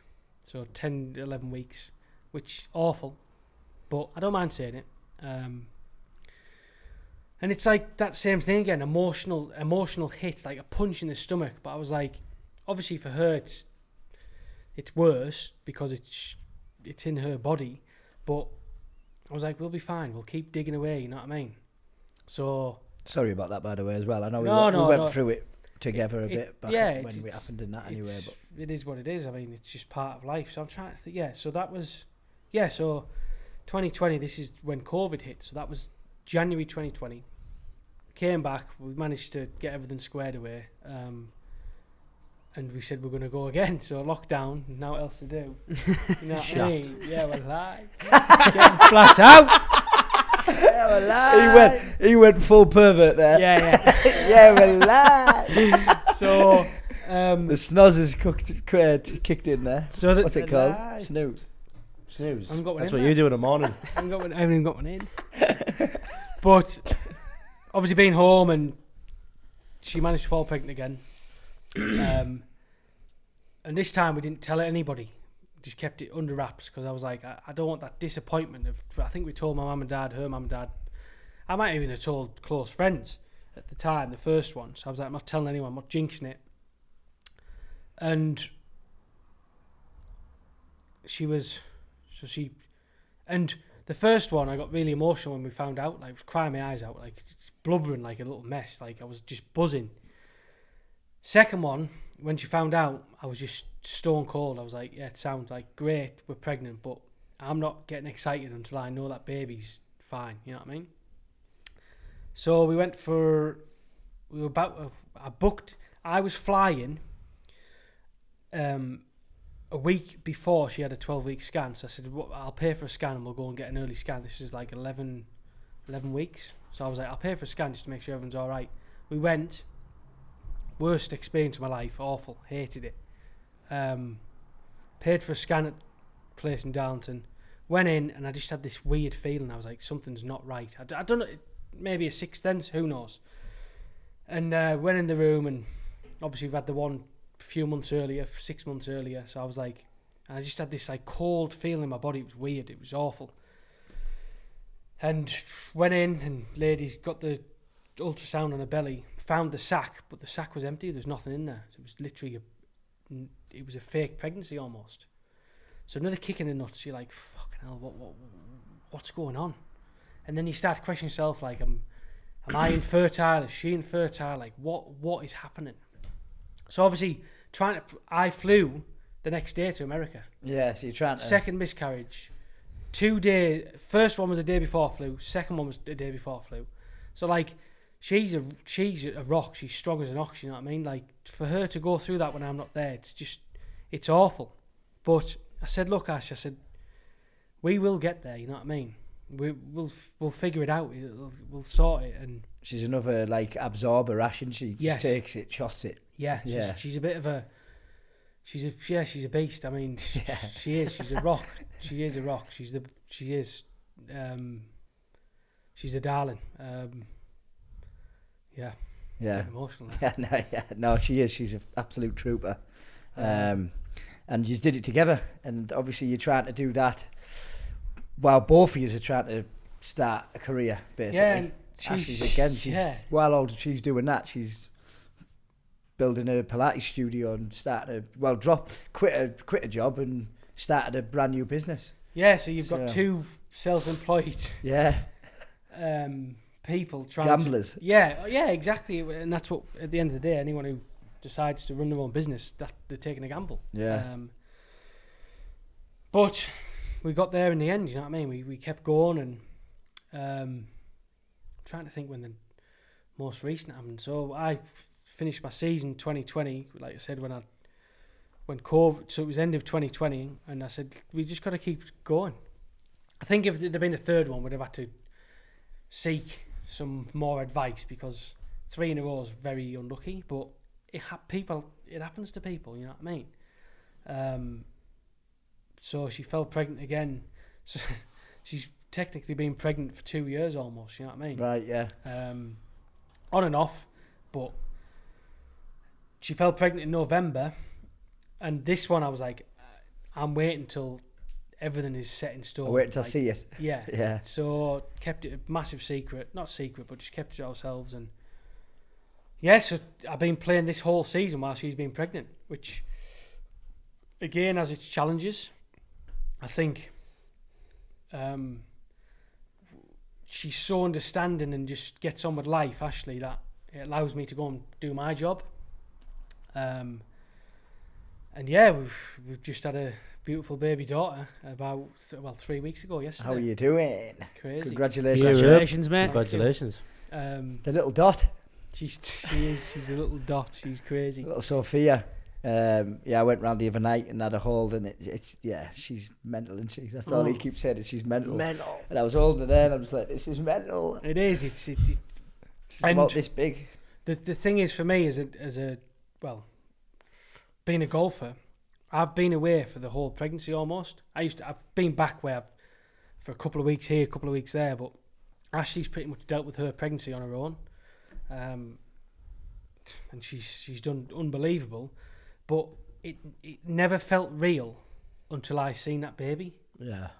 Like, even when she was in labour at the house, I'm like, yeah, I'm laid upstairs, cocked on the couch watching TV. Sky, I've got the footy on, I've got the golf on. I'm like, yeah, it's sound. She's downstairs puffing and panting, going ballistic, and I'm like, I was just coming down. Do you want a drink? Yeah, there you go. Go back upstairs. But when you hold the baby, it's just like, now what? You know what I mean? Like, that's ours. But it's just the most crazy. I can't even. It hasn't even sunk in yet. You know what I mean? I'll happily admit, but the more days I'm with her and holding her and kissing her and spend time with her, it's just a crazy feeling, but the best feeling in the world. You know what I mean? It's unbelievable. Who's next out of us? Like, haven't we got a running bet? It's not going to be me. £500. £500 bet. On. Nah. He had mine. He had Sophie the other night. He was like, "Yeah, this is mint. This man. Yeah, Mint this man. And then I went to give her my finger like that. She pulled it and then she went. She just been a big rocket shit. Got her dad's ass, hasn't she? We've got some other news actually, because I don't think we've said this on here. Mark's just got engaged. I have. Congrats, mate. The most Thank awkward you. man in the world. Yeah. Congrats. It was probably the most awkward proposal in the in the Come on world. then, explain it. Yeah. I think we'll leave that story. Remind me. Holy fuck. Yeah. Just tell us. I'll keep that one. Fucking hell. No, I'll fuck. keep on, I'll tell keep us. that for me. Tell I'll us. tell you afterwards. Well, we want to hear it. Oh, No. I don't want to tell everybody. So, I'll tell mine. We found out we were pregnant, and obviously me and Ash have been together Weren't far off actually. So for a long, everyone will get clues from yours. a long time, and found out we're pregnant for the third time. And it's like anything. My life is like hectic. You know what I mean? I'm traveling. I'm away for so many months of the year, and I remember finishing at the end of 2020. I was like, she is the one, and I've known she's the one for a long time. But I was like, I should really ask her to marry We're me. going to have to do something about You know, this. I'm going to have to. Everyone's asking when you get married. I'm like, I don't know. I haven't even thought about it, man. But came back and I was like, right, I'm just going to go for it. So I went down, bought a ring, which it's insane. You're like, what's going on here? Buying a ring a lot. But because she was pregnant and we talked about going up, we talked about doing Helvellyn together, the mountain, for a long time. And we just never got round to it, with me being away, her busy. At this time, she's 12 weeks pregnant. So I'm like, that time bomb's ticking. She won't be able to get up there soon. So, remember I bought the ring, and it's like, it was in between Christmas and New Year. I was going to do it on Christmas Eve, but I thought, nah, too cheesy. So, in between Christmas and New Year, I was checking the weather every day, and I was like, I need a nice day to climb up there. And it just dumped down with snow in the lakes, and I was like, too bad. Like, I'm going away in a few more days. It's going to get pushed back again. So one morning I said, right, we're going across the lakes. We're doing it. Driving out of where we live and misty, raining. I'm like, oh, this is too bad, this. Anyway, we get like certain point over the A66, bright blue skies, just the best day in the world. I'm like, I can't believe this. But there's a lot of snow. Anyway, Helvellyn's quite a hike. So I've packed all my gear, I've got all the gear on, backpacks, the lot. She's pregnant, so she's struggling. Oh, and she had the morning sickness. First 12 weeks, she was brutal. I've never seen a lady down. She's normally up and about. She was in jammers all day, every day. I'm like, too bad. So this day, she wakes up and she's like, oh, I feel a bit sick. I said, come on, get yourself together. We're off. And there's me with a ring in my pocket thinking, we're going to end up coming home here. And I literally pushed her up the mountain. I mean, at one point she was like, how far have we got? I'm like, we need to go up there. And then like, you go over and you need to go up there. And she's like, oh, too bad. So I've got her backpack on my front, mine on the back, and I'm literally carrying her up the mountain, get to the top. And I was nervous, like, I was really nervous. And there's a load of chavs at the top drinking Budweiser with the rave on. So I'm like, this is cushy, this. And so where I wanted to do it, they were all sat having drinks and effing and blind. I was like, this is too bad, this. So I walked up a little further where the monument is. And I just wanted to do it, get it out the way, you know what I mean? It was burning a hole in my pocket. I remember I walked over to this guy, he was like, walked over to him, and she was looking over taking pictures, and I looked him in the face, I went, excuse me, I'm about to ask this lady behind me, and I did this with my thumb, to marry me, will you video it? And he went, what did you say? And when he said, what did you say, she started walking towards me. She went, are you asking him for a picture? You never do that. I went, yeah, sound, get over there. And I said, mate, just video this. Obviously, he got down on one knee, and it was just... Did you get a video, did you? Yeah. You've never shown me that. Oh, that's brutal. Show us a little... Have you got your phone in your pocket? Yeah, I have, yeah. It's mental. Show us just a little clip of it. It's risky when you ask like a person up high, like an old person, to video your I know, what? Ask a photo, they're like, taking a photo of your feet and that. I don't mean to sound mad. I don't think this guy was all there either. He was a bit of a dud. Was he on his own? Yeah, poor guy. And he was like, oh... He just panicked a bit. It's like me when you ask me a question in it. Hey, who? What did you say? You what? Fucking mental.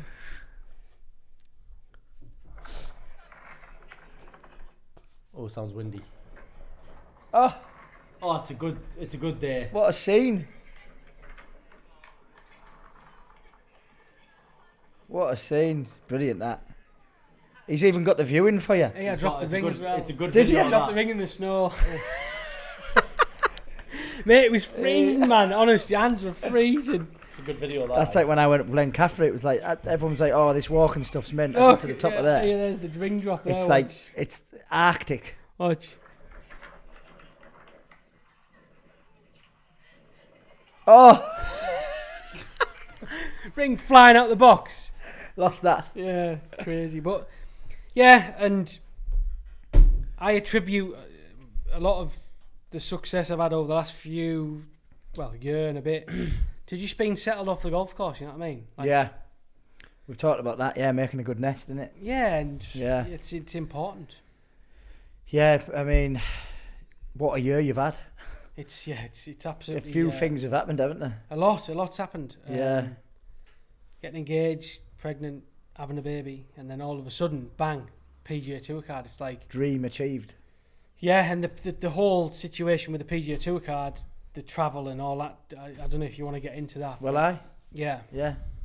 So, I didn't manage to get my card through the regular season. I'm going to keep this as basic as I can because it's quite confusing. Even I don't understand it. But over a 2-year period, 46 events, the best 25 players graduate to the PGA Tour. So they're locked in. They're going to the PGA Tour next year. Then there's a 3-event series where another 25 players graduate.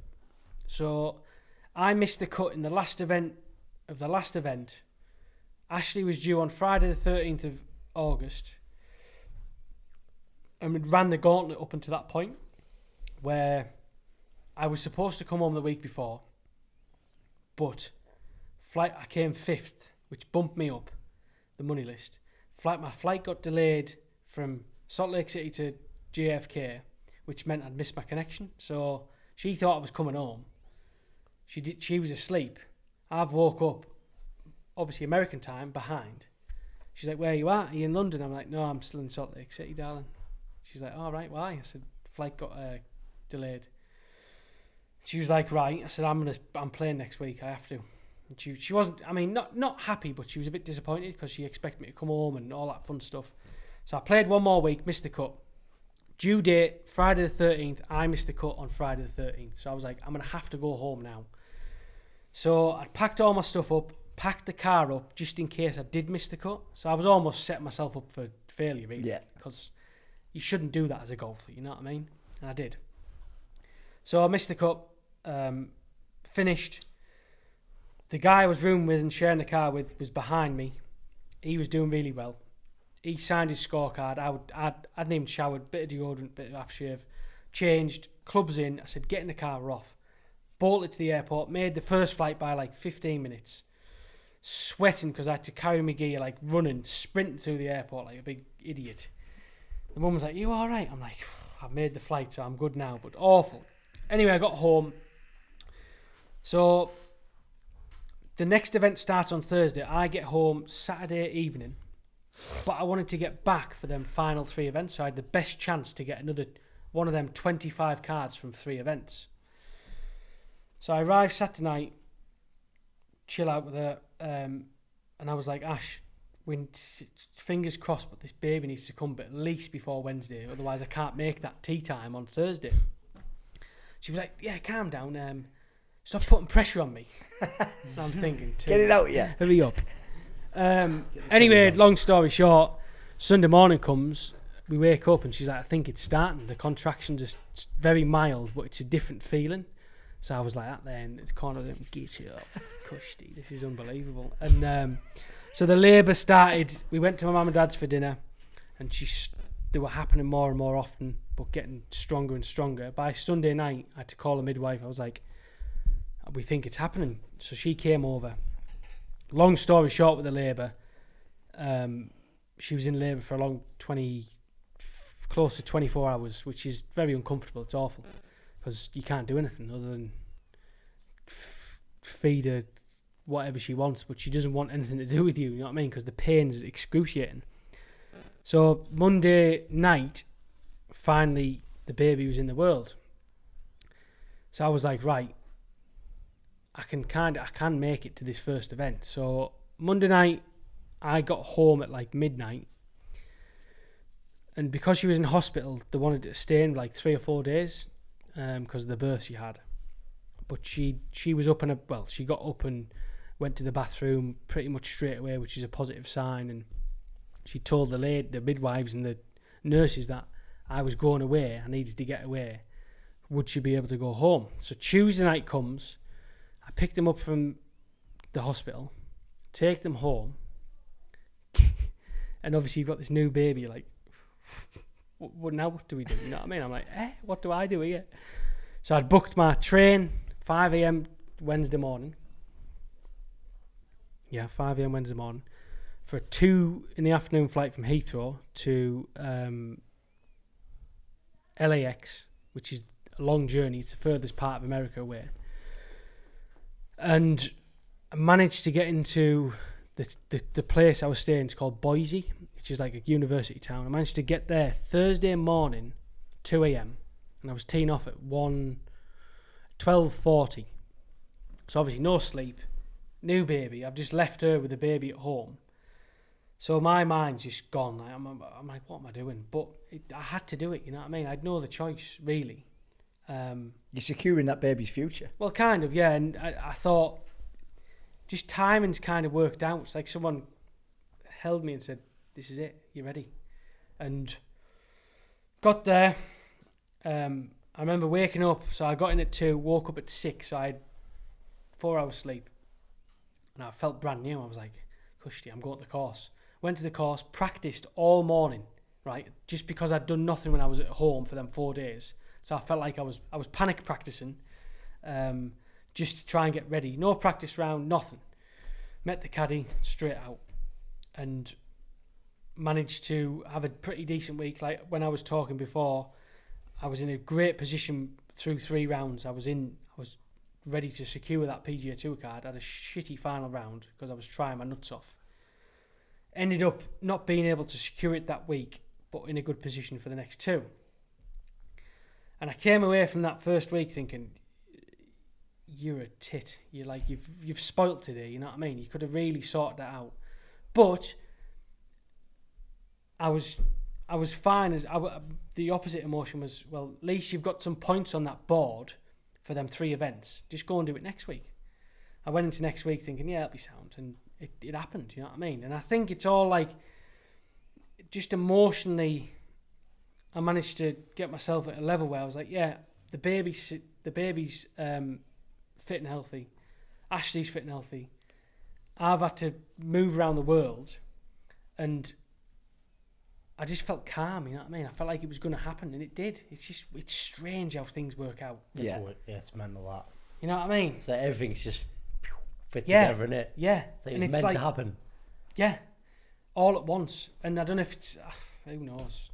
Who knows? You see these people, I mean, I always think about McGregor when he was coming into the UFC, and he was like, I'm going to dominate this organisation. And he did. Yeah. Because he really believed it. And he got to a point where he acted out what he was seeing in his mind, you know what I mean? Yeah. Manifest. Yeah. Manifest. And I feel as though that's what I did. You've got it down to a T now, mate. Yeah, manifest, yeah. He's been waiting for that. Rossi's lockdown manifests. There's loads of them. I know. But no, belief's so powerful, man. Like, there's difference to talking it to yourself. You could talk it all day, but if you don't really deep down fucking believe it, then it's a different thing. It was inside me. It was weird. Yeah. It was like... Deep. Oh, yeah, deeper than ever. And I would tell people, just wait. I will get there. Yeah. I remember one time I was with my dad, drunk in hash. I think I started crying. I was like, just sit tight. Yeah. Just wait for me. Not wait for me, but I was like, Dad, I will. And obviously this is the drink talking, but I believed it deep down, like so deep. Sometimes drink brings the truth out. It does, and I'm an emotional man when I drink. Yeah. Not an emotional, but yeah, well, I am. You are like. I'm Larry as hell. He's Larry, then he's emotional. It all comes out. All Shouts that, and cries. All that sponge that he's been soaking up, it comes out when he drinks. Someone squeezes me and I start leaking. But I just believed in it, and it was like someone was building this cake, and the cake was just nearly at the top, and then someone just went and dropped the cherry on the top, and that's what happened. You've been building the layers, haven't you? Yeah, kind of, yeah. And it's just, it hasn't sunk in. I'll happily admit that. Like, you've got a lot to soak in, at mate. the end of the For day, a spongy man, you've got a lot to soak in right the now. sponge was that big. Now it's the biggest sponge in the world. You need one of Gibbo's bath sponges, mate. But I don't want to know about that. No, mate. He was going shopping, right, and just one of his many things that he just misinterpreted. So he was like, "Do we need that?" I said, "Yeah, we need some sponges." Right, what would you think? Like a scrubbing sponge. Of course, Scrubbing sponge, Comes back with like 8 big, massive bath sponges, pink and blue and all that. And I was like, what the fuck? No one even gets baths, man. Yeah. But does anyone use a sponge in the They have come in handy for the pots. I use it to wash my feet. Yeah. Yeah, big fucking sponge, Katie sponge, but... What, a big bath sponge? Don't tell her. I think she washes her face with it. On my Your arse and feet that. stink All as on my well. arse and that. yeah, how mad are birds when they're like, you can't use that for that? What you on about, man? Who can't? Yeah, I've been what- using my face cloth. I've been using your face cloth to wipe my ass. All like a good wipe. Using all the good wipes. Yeah, not half. Yeah. England shied. Who scored for Poland? Fuck knows. Something ski. So the PGA kicks off next week. Next week. Mental. Absolutely raged. And you're just aware, you're just in the big leagues, all the big players playing for the biggest purses. It all kicks off. You're getting the money's insane. Obviously, you still need to do it. What's bigger than the PGA Tour, or is that it? That's it. That's it. There's nowhere higher. He still has to qualify for a few majors, right. but yeah, he's at the top. It's the roof. Pinnacle. Yeah. It's insane, mate. Fair enough. Congratulations on that. I didn't realise how how important it I was. suppose that's a good way to put it, Mark. Is there anything above it? No, there isn't. No, right, That's, okay. That's as high as you can get in week golf. in, week out golf. Yeah. Yeah. That's very good. So From Eastbourne as well. from Eastbourne. Up the Eastbourne. Who So knew? he's gone from Cummins Field, or what's it called? Tommy Crooks. Tommy Crooks, to Don't ever forget that. PGA Tour. PGA Tour. Like, we talk, some of the courses, man, out there, so the shit courses in America are good. They're like country clubs. Like, Yeah. they have like sat nav on the buggies and that. That's how you can put it as perspective. Have on the boogies. Yeah. Get me a one. But then, like, the courses he's playing. I mean, what was that one? It was a proper country club where there was like, it was like a holiday resort, and then there was like tennis. There was, I think you said the joining fee was like X amount. Oh, Lake Nona. It was at Lake Nona. But to be fair, Ross, every week, They're just all mint. yeah, you see them, and it's like a lifestyle for the Americans. You know what I mean? They've got you have the male who goes out and earns all the coin. Yeah. And you've got the wife who looks after the 3 kids, goes to the country club, gets massages. You're like, it's just a different world. Yeah. And you've got big Cal Taz from Eastbourne. Eastbourne. Oh yeah, how are you? Crazy, mate. Pink golf balls at cars in Cummins car park. Yeah. I'm going to give you one little story from that Cummins, right? I said this the other day in an interview. I always remember went over one day, shelling golf balls into Cummins, and God knows what damage you're doing to people's cars. You're hell of a smashing lot of windows, damage. you're putting dents in. And I always remember, you'll know this because you're from the area. You know the electrical box? So we used to stand like a bit further back and send them over the trees and hit the thing. What, behind the electrical boxes? Yeah. Fly them over. Anyway, Oh, it's a good distance, that. yeah, security guards, right, obviously knew what we were up to. So and we used to have a tree that we used to climb. So if it balls into the car park, they found out what's happened. Someone must have come out from work and said, oh, by the way, there's a golf ball through my window. So the security guards come running around. All the lads have ran round one way, I've went round the other. Guess what's happened? 2 security guards have ran towards me. I'm the only person. Grabbed us. Grabbed me. Right, we're taking you to the police. I've only pissed myself. Swear on my honest, weed me pants. What, right? proper? Oh yeah. How old are you here? I don't know. 14? No, man. 12, under 12, 10, Oh, right, 11. But 16. proper, hey, It must have been all It was the the other week. full lag, a full lag. We'll go and recreate it. Oh, too bad. We'll go over there on Sunday. And I always remember, and he was like taking me back to the security thing, and It's like on the right, innit? I've managed to shrug him off and run. Did you? Couldn't Were you catch me. pissy pants? Yeah, Chris went home. Mum, I didn't obviously tell anyone. Yeah. Just put the fucking wet ones in the laundry basket. Dried myself off. Cushy. We'll tell her. From pissy pants to PGA. I know. There's his book. We'll Yeah. tell her on Sunday when we see her. Yeah. Crazy. You remember Cal's pissy pants? Mental. Yes, I mean, it's all happening then. I mean, next couple of weeks, you're off. Is it? I know they have a break for the Ryder Cup, and then you're gone for till Christmas. Well, pretty much. So it's a week on. Next week's in Napa, California, which is it's crap in it. Not I know, really, yeah. It's unbelievable. Then I'm coming home for a week. Get some wine. I will. Everybody's asked me that. I'm gonna be case to be full of wine. What is that famous? Napa Valley. Yeah. Napa Valley. It's famous grapes, basically, from that area. What wine? Everything, Yeah. pretty much the lot. Just depends. It's massive. Napa Valley's like one of the biggest, isn't it, really? Yeah. So I'm away for a week, back home for a week, going back out for a week. Then it's away for a week. So I'm away for a week. Then it's Ryder Cup, so there's no events on. Back out for a week. Home for 2 weeks, and then it's like 4 weeks in a row, and then I think that takes me through to the end of November. And it's an important time for me because if I can do well in them events, I'll improve my ranking to play bigger events. So yeah, it's a big next few months, but I'm ready to rock. That's just, I mean, you won't mind me saying this, I don't think, but just put it into perspective to like how much you have to earn to keep your card. Yeah. Say that, all right? Yeah. So for him to stay on this tour, he has to earn $1 million. Is it $1 million? Close to, yeah. Close to $1 million just to stay on it. So it's the type of caliber of it is for people that don't know.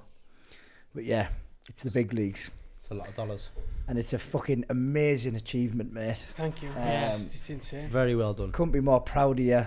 I've been there, obviously, first hand, seen the work that you've put in. Obviously, I wish you put more on Insta just for people, to be honest. I know it's a hard thing Shit for on you. her Insta. I am. You know what my New Year's resolution was?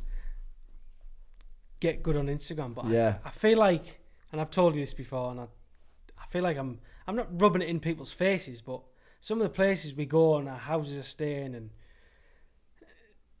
I think what I could do is document. I wish I'd have documented the whole thing. China eating shit food. You know what I mean? Yeah. From the start. Just to because watch it back. if I now You've probably got loads of pictures stored away and that. yeah, I don't you? do. If I now start posting pictures of getting courtesy cars, flying business class and all that, look like a big time idiot. I'm I know not. what you mean. I'm not. I'm from Maybe fucking, just one picture of where you are, though. I'm from fucking Eastbourne, mate. I'm Firth Moor, born and bred. Well, that's why the people. No, but Anna, I am. I talk like He is, you know. I talk like a chav with the boys. Yep. You know what I mean? But when I'm over there, I put this accent on. Gas station, yeah, and all that. Oh, Gasoline. please, no. Oh, You have to, No. though. You have to. Gas They don't understand you if you don't. yeah, petrol station. Like, what's that? Yeah. But Gas. Get that to bed. yeah, I just. Have you ever seen the Michael McIntyre thing of describing America? Yeah. Watch it. It's that funny. It is good. Yeah. Yeah, it's funny. Yeah. Yeah. I bet I've seen Kevin Bridges do it because he goes, I am Chad. Yeah. Chad. If you were American, you're a Chad. I'm a Chad, yeah. Yeah, you definitely are 100% a Chad. Chad. Yeah. Or a Big fucking- Chad there. Big Chad Chad. square neck. Yeah, wouldn't do well, like. What would I do? Play hockey. Nah. Goalkeeper. Volleyball. Lay him down. You wouldn't even need all the padding and all that. Man. That's Stand there. Fat back. But no, mate, it's fucking. I mean, I know you've had a lot of messages, but we in here, we've seen firsthand the support that you've got as well. Yeah. So many people, and I rang you the other night, and I was saying, like, the support is very pure for you. Maybe because you don't put a lot of shit on Instagram. That might be one of the keys. You're not putting it in people's faces, and maybe that's where the proper natural, positive, happy feelings towards you come from. But they're all out there. Everyone's loving it. I think it's one of the biggest things to happen to this town. You should be very proud of yourself, mate, and we are as well. Yeah, thanks. I mean, you know me, don't Yeah, you? I know, yeah. I don't like. You don't like it. I don't not like He's it. always I just don't- struggled with taking I don't like. Compliments. taking Yeah. compliments No, and no. like. I just don't want to talk about me. Let's talk about Yeah. you, Mark. Nah, let's not talk about. I'm the same as you. I don't like You know talking. what I mean? I don't like being centre of We attention. were just asking about his engagement, and he was like, "Nah, No, nice one, can't- Mark. Yeah, Fucking pussy mouth." Yeah, pussy moy, big pussy moy. big pussy. But maybe on a later episode. it's the support. I mean, I've had lots of messages, and I've replied to.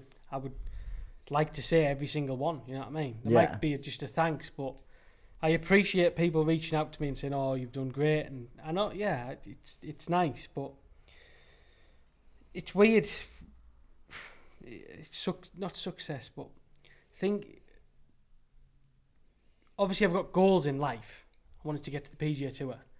That was one of my goals. I've ticked it off, but I want to stay there Yeah, and cement not only my future but family, my family. I mean, there's nothing more than I'd love to just treat everyone around me. You know what I mean? Like, Yeah. I want to send my mum and dad away. I want them to come out. I want to send Ash's mum and dad away. I want to take the lads away. You know what I mean? I want everyone to enjoy it, not just me. yeah, And I feel as though that, like, until I get to where, like, I mean, if you can stay on that PGA Tour for 2, 3, 4, 5, 6, 7, 8, 10 years, that's when I'll be able to do that. I think I'll be able to do that now, but that's the ultimate goal, is to stay there and cement myself as one of the best golfers in the world. Yeah, and just look after people. yeah. You'll have Yeah. a 10-year-old American daughter by then as well. She'll have an Sophia- American accent soon, Yeah, Sophia. don't know about that. She's from Shildon, mate. born and bred in Shildon. Go on, Midridge. Yeah. Little midi. But no, mate. I hope people will just enjoy your journey that you've been on, and I think it just shows the ups and downs. It hasn't been easy. No. You've done it the fucking boomerang way. You've gone all over the place. You've had the hardships, but you've also seen a lot of shit. There's so many. For every hardship, there's been such a positive of the places that you've got to visit, and I think, I mean, everyone's jealous of travel. I mean, at the end of the day, who doesn't want to go and travel China and America? Yeah. Do you know what I mean? Stay away from chicken feet. Yeah, stay away from chicken feet. Yeah, or maybe not in chicken Mark's case. Mark really likes them. I didn't say Mark, that. you're I'd give him a chicken go. feet for your dinner tomorrow. I'd give him a go. I'll all I'm find a saying. chicken. I'll cut its feet off, and you can. It's what I feed the dog. If it's good enough for him. Do you? Yeah, chicken feet. Get him from Jolly's down He's the road. tried them. That's why. Well, Well, they're like 35p or something, aren't they? Yeah, proper Yeah. cheap. Just Yeah. grab loads of them. Albie likes chicken feet, does he? Yeah, he loves Dogs them. love them. Good for the teeth as well. It gets all the grime and plaque out. Get a bit of Listerine in He's your a fucking dog. psychopath. Isn't he? He's a fucking psychopath. He is like he's a psychopath in Crocs. But Yeah. I want to say one thing as well. Thanks for having me on, for one. Yeah, I mean... That's obviously- it. No, That's it. I'm off. What a shit speech that was. thanks for having me on, right? No, this is from my heart as well. The support's amazing, but if anybody who's listening to this is ever in America and ever wants to come to a PGA Tour event, please reach out to me, because I am available on Instagram, or what. Text Ross Yeah. for him to text me. I would be more than happy to get tickets, whatever I can do to get that support on the golf course. You guys come out. Honest, I'd love. Let's get a big fucking 200 contingent out for one of the tour events and just go mental. Do you think Peter Shout Crang them. will organise a minibus to America? Well, I will. He'll be investing in him soon. But no, honestly, I promise. If anyone's ever in the if there's an event or you want to come out, please reach out, because I would love to give people that experience. Yeah, so basically if you sat there and you like golf and you'd love to go to America and do an event and you don't know Cal, he's giving you the option now. 100%, Yeah, and so I'll be there. I'll get your VIP passes. You've been all attended. You'll be getting flat out on the pavement. Well, free drink. Aberdeen Angus burgers or A not? lot, everything. Everything. And Fuck cunt. It's where we used to work, man. We worked at the Open. yeah. He was in the fucking VIP tents and I was in the programme cellar hut. Eating This burgers. is our life, you see. Man in his relationship with golf. I've been in the programme cellar hut and he's been in the VIP tent. That's how it's gone. Did you have to shout like... No, it Get wasn't, programmes. it wasn't the big issue, mate. Oh, the fucking, Extra, what do you mean, the extra. program thing. Yes, it Program. was. It was I. Yes, it was. I think I used to pocket money from there and all. Programs. Anything you do, you got one for you, one Yeah. for them. 6 bar for you, 6 bar for me. Exactly. Programme for me. Burger for me. He got us all the burgers. Aberdeen free Angus, passes. yeah. Mint, man. But Yeah. that's honest. If anyone wants to come out and watch, obviously I know it's Let's get some support for the man. So it's anyone... not it's not cheap, but if anyone's ever in America and you think, oh, it's a cheap flight there, oh, I'm coming to watch, just reach out and we'll sort it out. It's no sweat from my end, Yeah. and it'd be the best feeling in the world. You know Yeah. what I mean, it would, to see someone from your hometown coming to support you. I'm not saying just come out and see me, but if you're on your travels, or if you want to come out and experience an event, yeah, I will fully look after you. Yeah. Yeah. See if we get some targets, lads, and we'll go. Rossi, I'm going to call it right now. I'm going to call it on the podcast, right? On this podcast. Go on. I start well. I have a few good events, or it could be one event. It could be next week. Yeah. All paid expenses on me. Well, the event. there we go. I swear, I'll shake your hand on it as well. That's it, lads. Go on, get him. Shake your hand on it. I swear Get to him. God, you're sweating your back off you. Man. Look at me, I'm fat as fuck. You're I'm mental. sweating. Look at me here. I'm fucking dripping. Honest. And I'm not giving it the large one, but I'd love nothing better. Well, I appreciate that, mate. We'll be I will fucking be straight shouting. there. I'll be shouting shite on the golf So course. next Let's do week, fucking good then.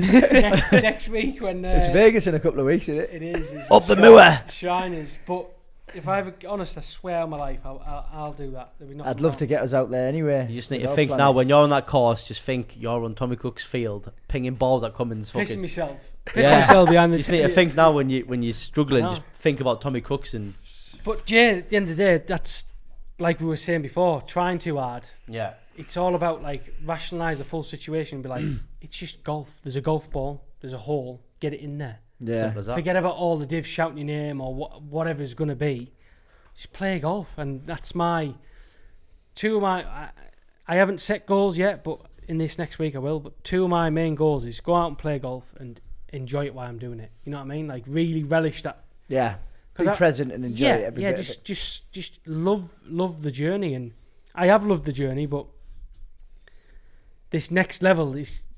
Your journey begins now. Yeah, I'm a realist. It might not happen ever again, but I'm gonna give it my all. I'm gonna leave everything out there. You know what I mean? And Yeah. I'm just gonna enjoy it. I'm gonna play with a smile on my face, and I'm just gonna fucking love it. Yeah. What an And attitude. shout "gee" every time I fucking make it. Yay! Yay! That has to be shouted on telly at least once. I know. In an interview, Yeah, just at the end, just go, gay. I'm gonna do that, and I'm gonna go. This is absolutely mental. You've got to, man. We'll get some support behind you then. Yeah. You're sweating enough now. Look at me forward. It does get very hot in here. It does. Right, Cal. It's been absolutely amazing, mate. Thanks, boys. Thank you. Proud of you. Thank Everyone's you proud of very you. much. Thanks for coming on. Thanks for the boys. Very well. Sorry it's red hot. Yeah. And we'll Very wrap well. it up there. Right. Cool. Peace. See yous. Cheers, boys.